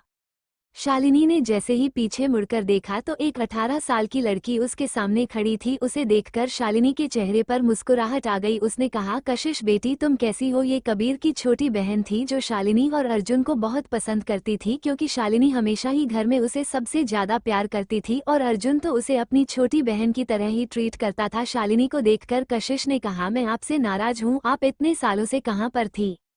कशिश की बात सुनकर शालिनी का चेहरा उतर गया। उसने कहा, कशिश, मैं जहाँ भी थी काफी अच्छे से रह रही थी। तुम बताओ, तुम कैसी हो और तुम्हारी पढ़ाई कैसी चल रही है? कशिश ने कहा, छोटी माँ, मेरी पढ़ाई बहुत अच्छे से चल रही है। और आप बताओ, अर्जुन भैया कैसे हैं? मुझे बहुत दुख हुआ एंगेजमेंट पार्टी में जो भी आप दोनों के साथ हुआ, उसके लिए मैं आप दोनों से माफ़ी मांगती हूँ। उसके बाद मैं आप दोनों को काफ़ी ढूंढा, लेकिन आप लोगों के बारे में मुझे कुछ भी पता नहीं चला, और देखो तो सही, आज आप मुझे यहाँ पर मिल गई। शालिनी ने कहा, मेरी बच्ची इतनी समझदार हो गई है, मैं नहीं सोचा था। और उन लोगों के लिए तुम क्यों माफ़ी मांग रही हो? क्या तुम्हें हमसे कोई शिकायत नहीं है? कशिश की आंखों में आंसू थे। उसने कहा, छोटी मॉम, आप जानती हो कि मैं आपसे कितना प्यार करती थी, फिर भी आप मुझसे यह बात पूछ रही है। और अर्जुन भैया कहाँ पर है? शालिनी ने कहा, वो अपने काम से बाहर गया हुआ है, पता नहीं कब लौटेगा। कशिश ने कहा, आप कहाँ पर रहती है और मुझे आपसे कभी मिलना हो तो मैं कैसे कांटेक्ट करूंगी? शालिनी ने मुस्कुराते हुए कहा, तुम्हारा जब भी मन हो हमसे मिलने के लिए द ग्रीन क्रिस्टल सोसाइटी आ सकती हो। कशिश ने कहा, मुझे अर्जुन भाई का कांटेक्ट नंबर भी दे दो, कितने सालों में वह तो मुझे भूल ही गए होंगे। शालिनी ने मुस्कुराते हुए अर्जुन का नंबर दे दिया। वो आज कशिश को देखकर बहुत खुश थी, क्योंकि एक कशिश की ऐसी थी जो वक्त के साथ नहीं बदली थी। उसकी आंखों में शालिनी और अर्जुन के लिए प्यार देखा जा सकता था। कशिश ने नंबर लेने के बाद कहा, छोटी मॉम में चलती हूँ क्योंकि मॉम भी मेरे साथ आई है। अगर उन्होंने मुझे आपके साथ देख लिया तो आप जानती हैं ना वो कितना ड्रामा करेगी। उसके बाद उसने शालिनी को बाय बोला और वहां से निकल गई। लेकिन एक औरत उन्हें दूर से ही देख रही थी और कशिश के वहां से जाने के बाद वो औरत शालिनी के सामने आई और उसे थप्पड़ मारने के लिए अपना हाथ उठाया। लेकिन शालिनी ने उसे नहीं रोका और वो थप्पड़ सीधा शालिनी के गाल पर पड़ा।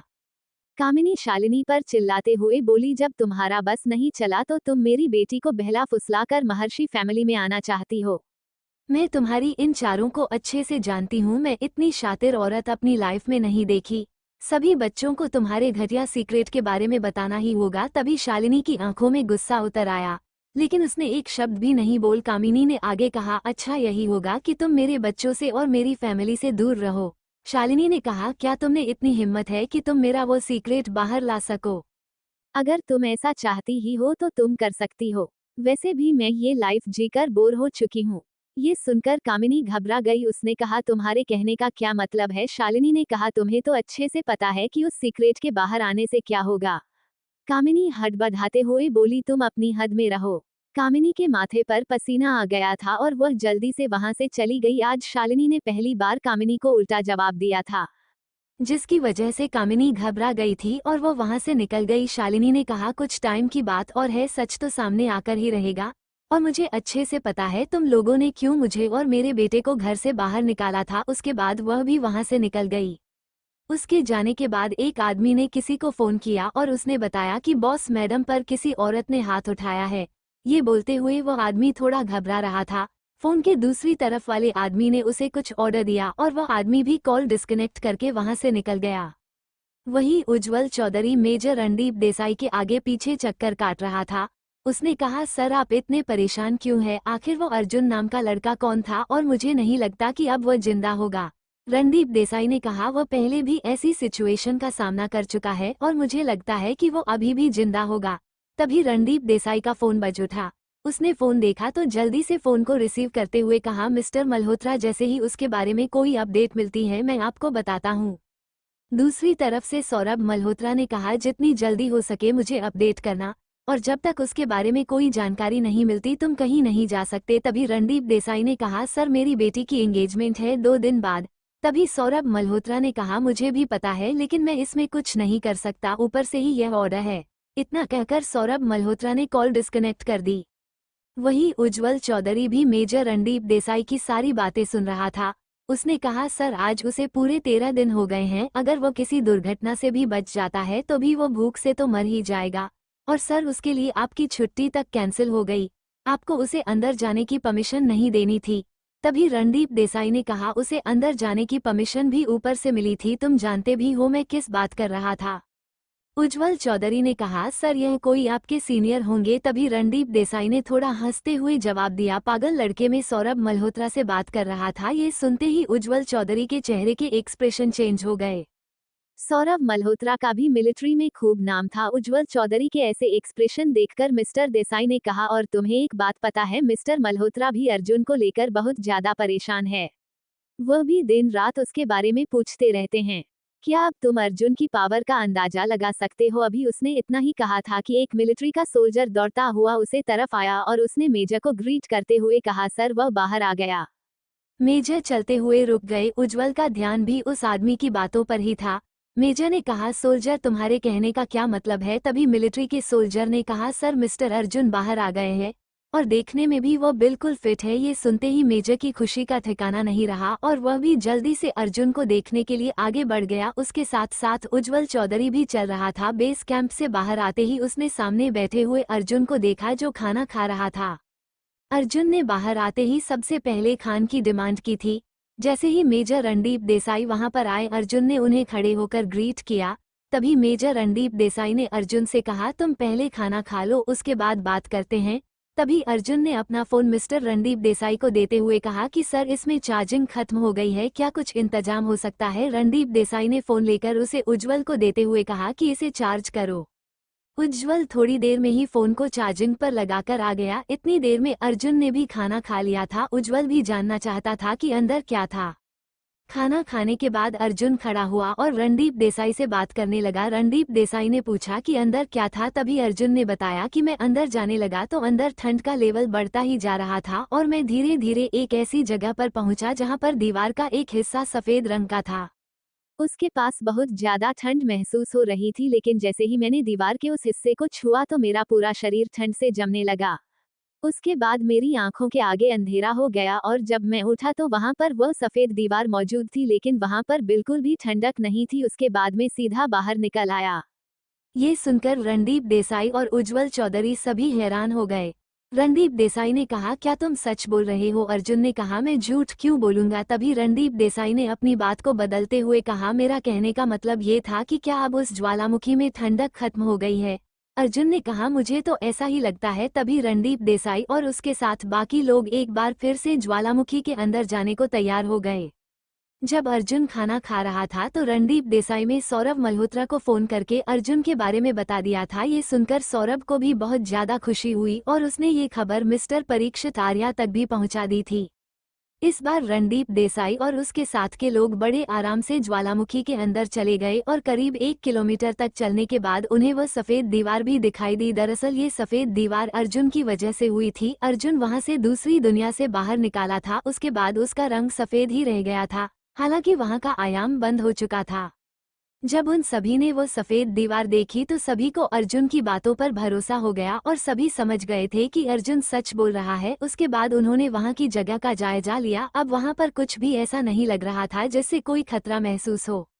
उसके बाद वो सभी बाहर चले गए और फिर उन्होंने सौरभ मल्होत्रा को सभी बातें बता दी। सौरभ मल्होत्रा ने मिस्टर रणदीप देसाई से अर्जुन को साथ लाने के लिए कहा और उन्होंने ये भी बताया कि अब वो अपनी बेटी की एंगेजमेंट में जा सकते हैं। ये सुनकर रणदीप देसाई की खुशी का ठिकाना नहीं रहा। आज वो अर्जुन के सही टाइम पर आने की वजह से अपनी बेटी की एंगेजमेंट में जा सकते थे। उसके बाद सौरभ मल्होत्रा ने अर्जुन से भी बात की और अर्जुन ने बताया कि अब यहाँ पर मिलिट्री को रखने का कोई फायदा नहीं है। सौरभ मल्होत्रा ने अर्जुन की बात का सम्मान करते हुए रणदीप देसाई को ऑर्डर दिए कि अब वो सभी उसे जगह को छोड़ सकते हैं। ये सुनकर सभी का खुशी का ठिकाना ही नहीं रहा, क्योंकि वो सभी उसे जगह पर पिछले 1 साल से थे। हर साल वहाँ की मिलिट्री को बदला चाहता था और वह जगह उन लोगों के लिए किसी जेल से कम नहीं थी।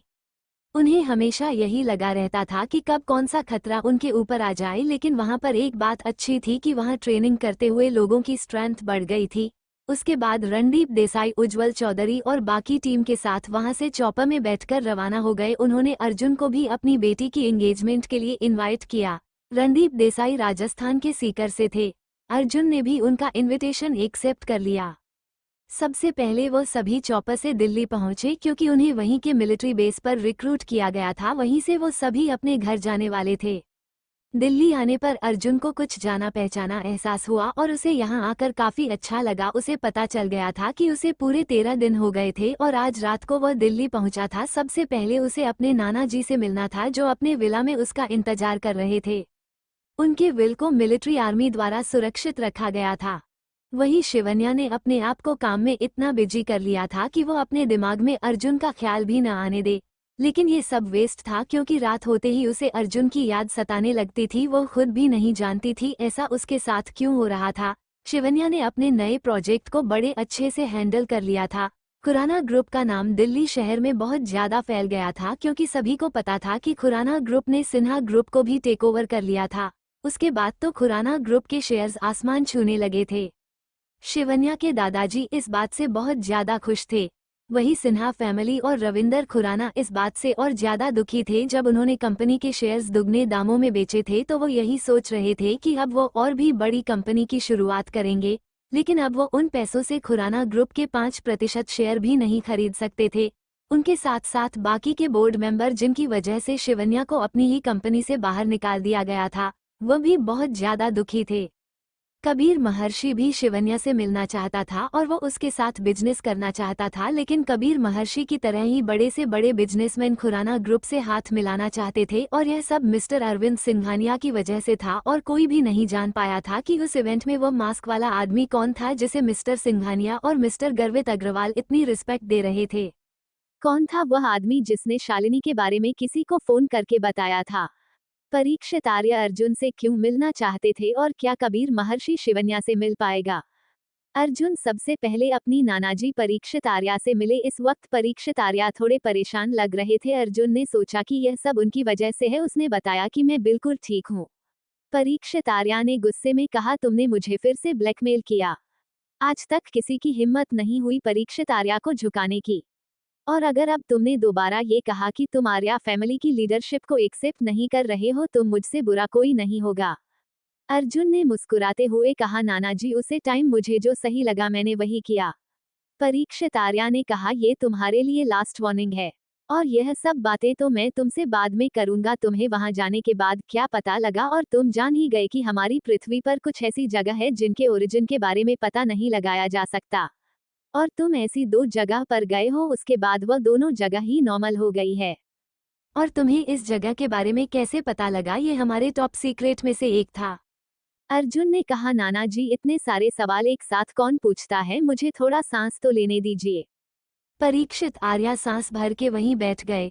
अर्जुन ने कहा, नाना जी बहुत कुछ ऐसा है जो मुझे पता है और यह सब मैं अकेले हैंडल नहीं कर सकता। आपको मेरा साथ देना, और मैं आपसे वादा करता हूँ कि मैं आर्या फैमिली पर किसी भी तरह की कोई परेशानी नहीं आने दूंगा। परीक्षित आर्या ने मुस्कुराते हुए कहा, तुम छोटे से बच्चे आर्या फैमिली को प्रोटेक्ट करोगे, अभी उसके लिए तुम्हें कई सालों तक मेहनत करनी होगी, और यही वजह है कि मैं तुम्हारी लीडरशिप में आर्या फैमिली को और ऊंचाइयों तक देखना चाहता हूँ। मैं अब बूढ़ा हो गया हूँ, लेकिन अपनी जवानी के दिनों में मैं बिल्कुल तुम्हारी तरह ही था।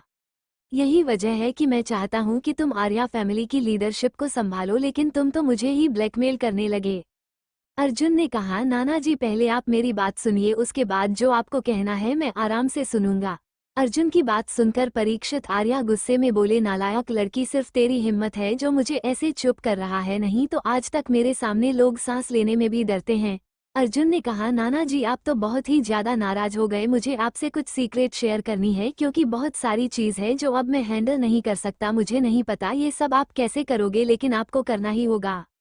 परीक्षित आर्या ने कहा, तुम किस बारे में बात कर रहे हो? अर्जुन ने उनके पास जाकर कहा, यहाँ कोई हमारी बात सुन तो नहीं रहा ना? परीक्षित आर्या ने कहा, यहाँ कोई भी हमारी बात नहीं सुन सकता। अब बताओ तुम क्या कहना चाहते हो? परीक्षित ने कहा, नाना जी अगर मैं आपसे कहूँ कि मैं एक नॉर्मल लड़का नहीं हूँ तो आप भरोसा करेंगे? परीक्षित आर्या ने हंसते हुए कहा, मुझे तो पहले ही पता है तुम नॉर्मल नहीं हो। जो परीक्षित आर्या को झुका सके वह नॉर्मल कैसे हो सकता है? अर्जुन ने झुंझलाते हुए कहा, आप मेरी बात का मतलब नहीं समझ रहे हैं। चलो मैं आपको दूसरे तरीके से बताता हूँ। पहले जिस डार्क केव में कोई जिंदा वापस नहीं लौटता था, मैं उसमें पूरे 1 महीने रहकर आया था। क्या आपको ये बात थोड़ी अजीब नहीं लगी? और इन बातों को भी छोड़ो, ठंडे ज्वालामुखी में तो कोई भी 110 मीटर से आगे नहीं बढ़ पाया था, दिन में वहां कैसे चला गया? परीक्षित ने कहा, पागल लड़के, ये सवाल तो मैं तुझसे पूछना चाहता हूँ, उल्टा तू ही मुझे ये सब बता रहा है। अर्जुन ने कहा, मैं भी आपको यही कहना चाहता हूँ कि मैं नॉर्मल लड़का नहीं हूँ, मुझ में कुछ पावर्स है, और यही वजह है कि मैं इन दोनों जगह से जिंदा लौट पाया। परीक्षित आर्या ने कहा, तुम्हारे कहने का क्या मतलब है? तुम में किस तरह की पावर है? क्या तुम सुपर ह्यूमन हो? और क्या ये सब डाक के में जाने की वजह से हुआ था? तुम्हारे साथ वहां पर क्या हुआ था? अर्जुन ने कहा, वहां पर मेरे साथ कुछ नहीं हुआ, मैं उससे पहले ही एक सुपर ह्यूमन हूँ। अर्जुन की कोई भी बात परीक्षित आर्या के समझ नहीं आ रही थी।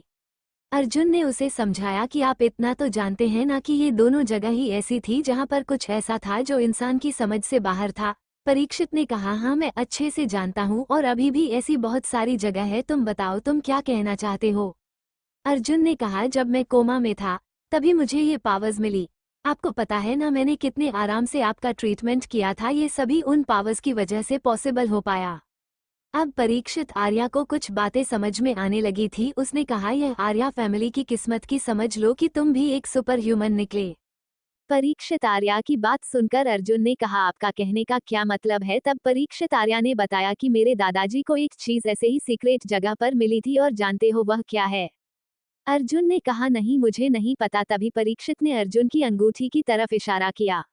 अर्जुन ने उस अंगूठी को देखा और कहा, इसमें ऐसा क्या है? परीक्षित आर्या ने कहा, तुम्हें पता है मेरे दादाजी इस अंगूठी की वजह से ही इतने बड़े आदमी बन पाए थे, लेकिन उसे वक्त बहुत सारे दुश्मन उनके पीछे थे। उन्हें ये बात पता चली कि आर्या फैमिली के पास कुछ ऐसी चीज जरूर है जिससे वह इतनी जल्दी तरक्की कर रहे हैं। दरअसल ये रेड स्टोन इंसान की सोचने समझने की शक्ति को बढ़ा देता है। अर्जुन ने कहा, लेकिन नाना जी मुझे तो ऐसा कुछ नहीं लगा। अर्जुन की बात सुनकर परीक्षित आर्या ने कहा, यह अंगूठी मेरे दादाजी से मुझे मिली और यह सीक्रेट मेरे अलावा किसी को नहीं पता, सिर्फ उन्होंने मुझे बताया था कि यह सीक्रेट अगले लीडर को ही पता चलना चाहिए, इसलिए तुम्हारे दोनों मामाओं को भी इस बारे में कुछ नहीं पता। लेकिन जब मेरे गलत डिसीजन की वजह से शालिनी घर छोड़कर गई तो मैंने इस अंगूठी को निकाल दिया और मुझे ऐसा लगा कि मैं इसके काबिल नहीं हूँ, और जब मुझे पता चला कि शालिनी के बारे में पता चल गया है और सत्यम उसे वापस ला रहा है, तब जाकर मैंने यह अंगूठी दोबारा पहनी। सभी को ये लगता है कि आर्या फैमिली का लीडर ही इस अंगूठी को पहन सकता है, लेकिन वह सभी इसे सिर्फ एक निशानी के तौर पर देखते हैं। अर्जुन ने कहा, नाना जी अगर ऐसी बात है तो मुझे तो ऐसा कुछ महसूस नहीं हुआ। उन्होंने हंसते हुए कहा, पहले तुम्हें अपने ब्लड की एक बूंद इस अंगूठी पर डालनी होगी, उसके बाद इसका असर शुरू होगा। मैंने पहले ही सोच लिया था कि अगर शालिनी का कोई बच्चा हुआ तो यह अंगूठी मैं उसे ही दूंगा। लेकिन किस्मत तो देखो, तुम पहले से ही एक सुपर ह्यूमन हो। यह बातें हमारे बीच में ही रहनी चाहिए, इस बारे में किसी को पता नहीं चलना चाहिए। तुम्हारी नानी इस बारे में सब कुछ जानती थी और एक वही थी जिस पर मुझे पूरा भरोसा था। अब मुझे यकीन हो गया है कि मैं इस अंगूठी को बिल्कुल सही हाथों में दिया है। अर्जुन ने कहा, नाना जी मैं आपके भरोसे को कभी टूटने नहीं दूंगा, लेकिन अभी ऐसे बहुत सारे काम है जो मुझे करनी है और अब ये सब आपको ही हैंडल करना होगा। जब मैं अपनी शक्तियों को बढ़ाने के लिए कल्टीवेशन में जाता हूँ, मुझे नहीं पता चला कि मैं कितने दिनों बाद होश में आऊंगा। यही वजह है कि आप लोगों को इतने टाइम तक मेरा इंतजार करना पड़ता है। परीक्षित आर्या ने कहा, मैं देखना चाहता हूँ कि तुम्हारे पास क्या पावर्स है। अर्जुन ने कहा, अभी तो मैंने खुद अपनी पावर्स को अच्छे से नहीं जाना है। परीक्षित आर्या ने मुस्कुराते हुए कहा, ऐसी बात है तो कल हम तुम्हारी पावर्स को टेस्ट करेंगे। तुम्हारी स्ट्रेंथ क्या है और तुम्हारी स्पीड क्या है, तुम्हारा आईक्यू लेवल क्या है। अर्जुन ने कहा, तो नाना जी अब ये बात हम दोनों के बीच ही रहने चाहिए। परीक्षित ने कहा, मुझे तुमसे इसके अलावा भी कुछ जरूरी बातें करनी है, लेकिन अभी तुम्हारा शालिनी से मिलना जरूरी है। तुम्हें उससे मिले काफी दिन हो गए और मैं तुम्हें बताना चाहता हूँ कि आज किसी औरत ने मार्केट में शालिनी को थप्पड़ मारा था। ये सुनकर अर्जुन बहुत गुस्सा आया। उसने कहा, नाना जी आपने कुछ किया क्यों नहीं। परीक्षित आर्या ने अर्जुन से कहा, मैं पहले बहुत कुछ कर चुका हूँ, अब मैं नहीं चाहता कि मेरी वजह से शालिनी को कोई भी परेशानी हो, इसलिए अच्छा यही होगा कि इस मैटर को तुम खुद ही हैंडल करो। अगर किसी ने उसे थप्पड़ मारा भी है तो तुम अच्छे से जानते हो उसके साथ क्या करना है और वह कौन है।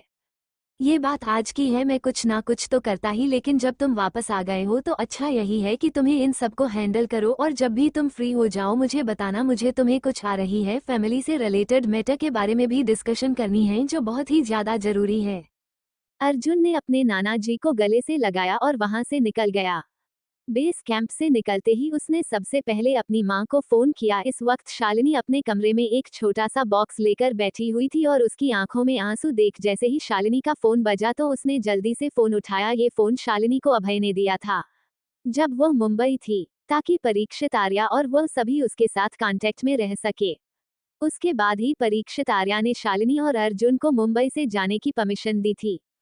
जब उसका ध्यान फोन की रिंग पर गया तो उसने फोन दिखा, उसे पर अर्जुन का नाम फ्लैश हो रहा था। ये देखकर शालिनी की खुशी का ठिकाना नहीं रहा। उसने जल्दी से फोन उठाया तो दूसरी तरफ से अर्जुन ने कहा, मोम मैं दिल्ली वापस आ गया हूँ, आप कैसी है। शालिनी ने अपनी आंखों के आंसू पोंछते हुए कहा, मैं बिल्कुल ठीक हूँ, और तू बता तो कैसा है।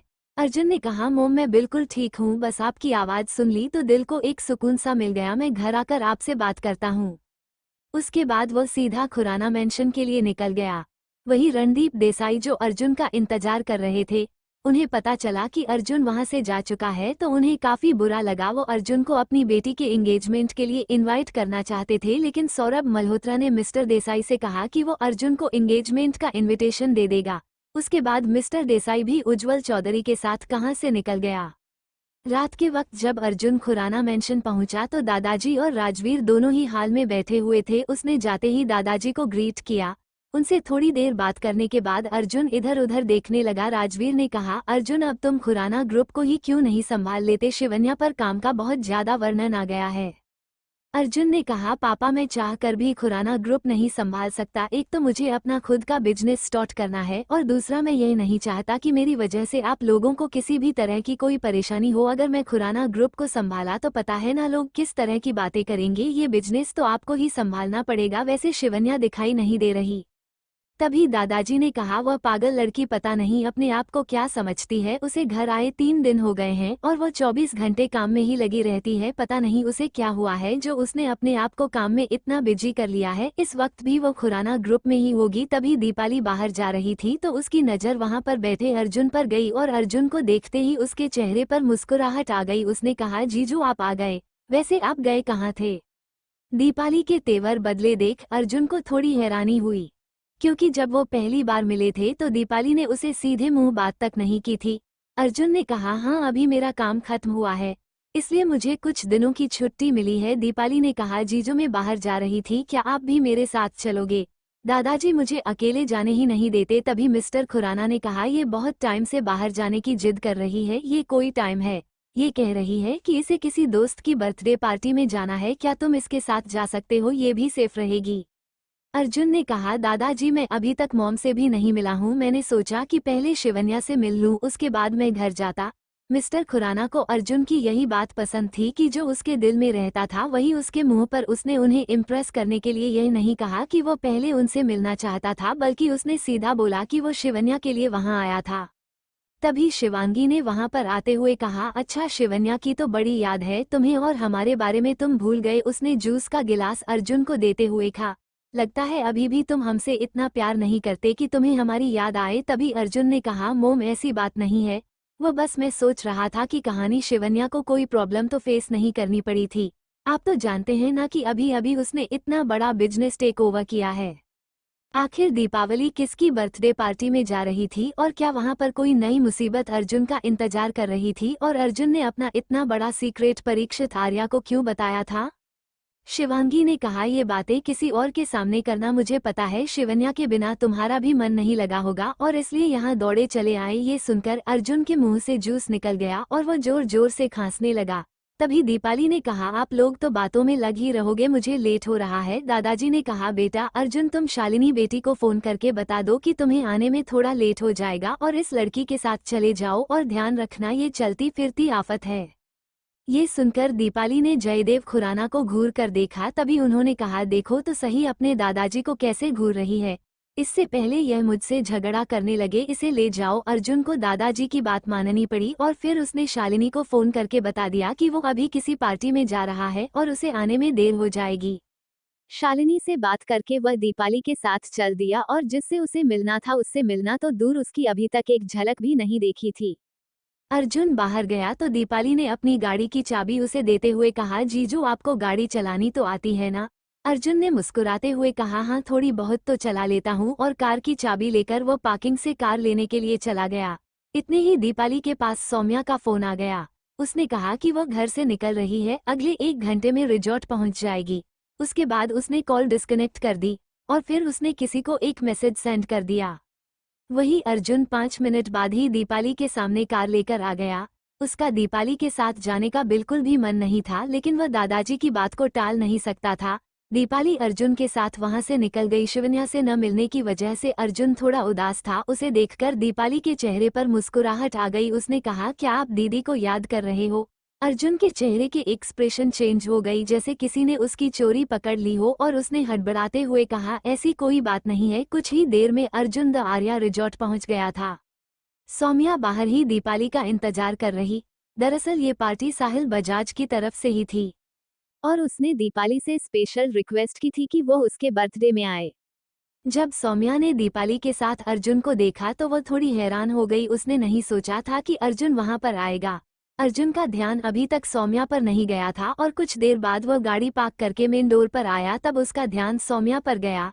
सौम्या को देखकर उसने ऐसे एक्ट किया जैसे कि वह सौम्या को जानता ही नहीं है, लेकिन सौम्या आज कहाँ चुप होने वाली थी। उसने अर्जुन के पास जाकर कहा, मतलब अब तुम हैंडसम हो गए हो तो अपने पड़ोसियों को भी भूल गए।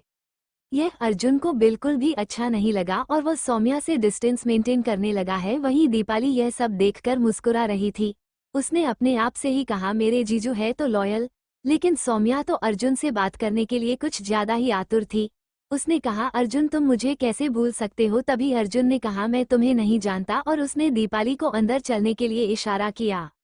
अर्जुन की बात सौम्या को बिल्कुल भी अच्छी नहीं लगी और उसका चेहरा उदास हो गया। उसने कहा, मुझे पता है तुम मुझसे ज्यादा बात नहीं करते थे, लेकिन तुम मेरे दोस्त तो थे। फिर ऐसा क्या हुआ जो अब तुम मुझसे इतनी दूर हो गए? मुझे पता चला एंगेजमेंट पार्टी में तुम्हारे साथ जो भी हुआ था।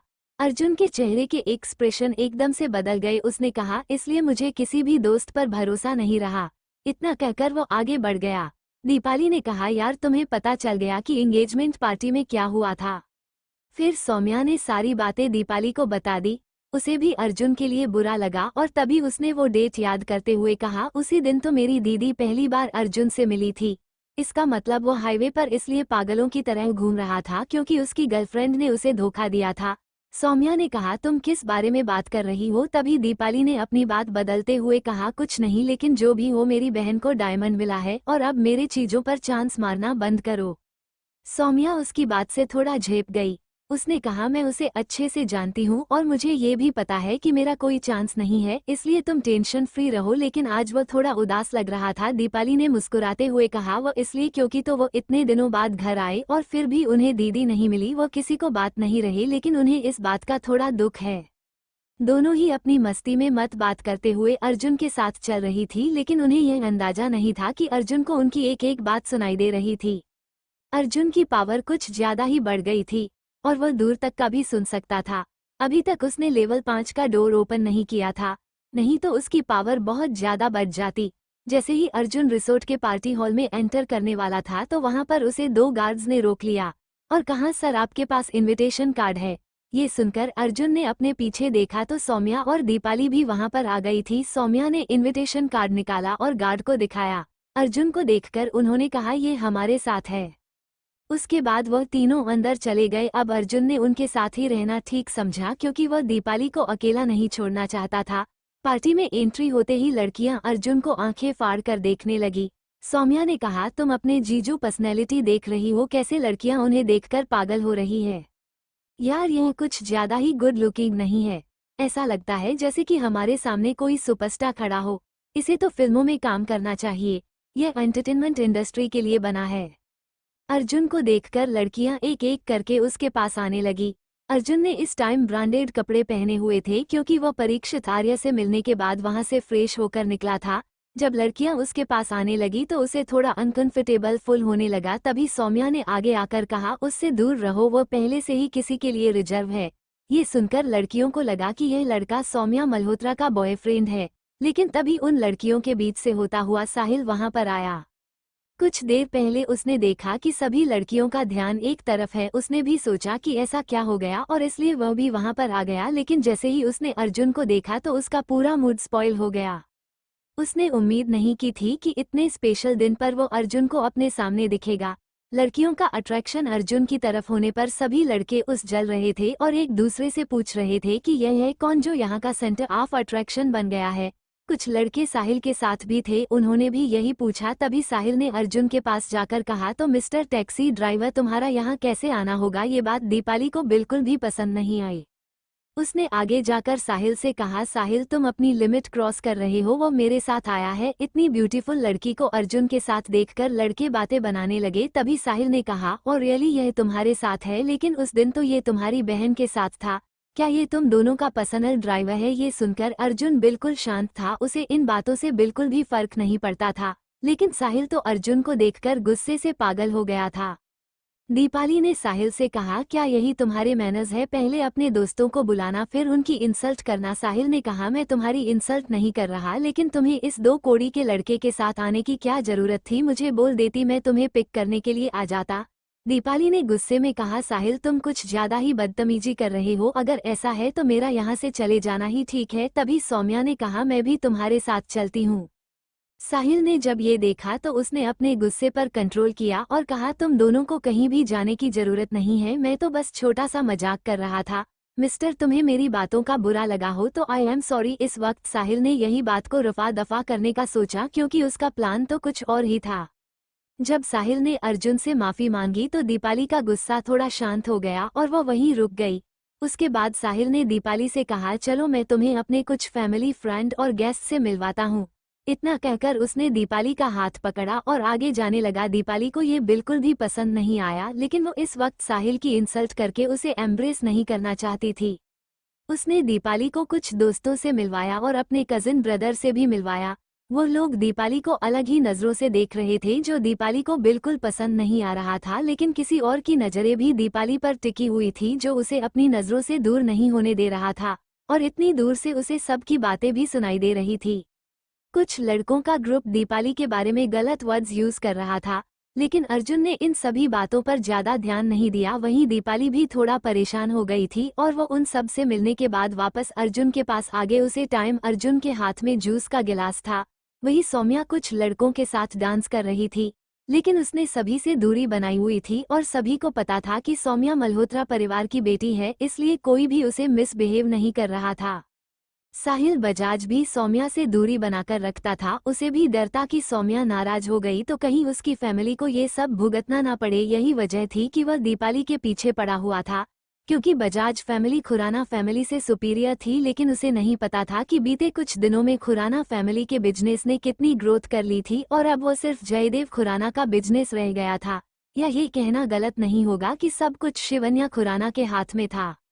जब सब लोग पार्टी एंजॉय कर रहे थे तो अर्जुन ने दूर से ही किसी की आवाज सुनी, जो दीपाली के बारे में बात कर रहा था, और उसके चेहरे पर मुस्कुराहट आ गई, क्योंकि कुछ देर बाद ही वेटर दीपाली के पास जूस का गिलास लेकर आया। लेकिन तभी अर्जुन ने वह गिलास ले लिया और उसने कहा, दीपाली मैडम को जूस पीना पसंद नहीं है। ये बात दीपाली को भी थोड़ी अजीब लगी, लेकिन फिलहाल उसने कुछ नहीं कहा, और वेटर के जाते ही अर्जुन ने अपना जूस का गिलास उसे दे दिया और कहा, तुम ये पी सकती हो।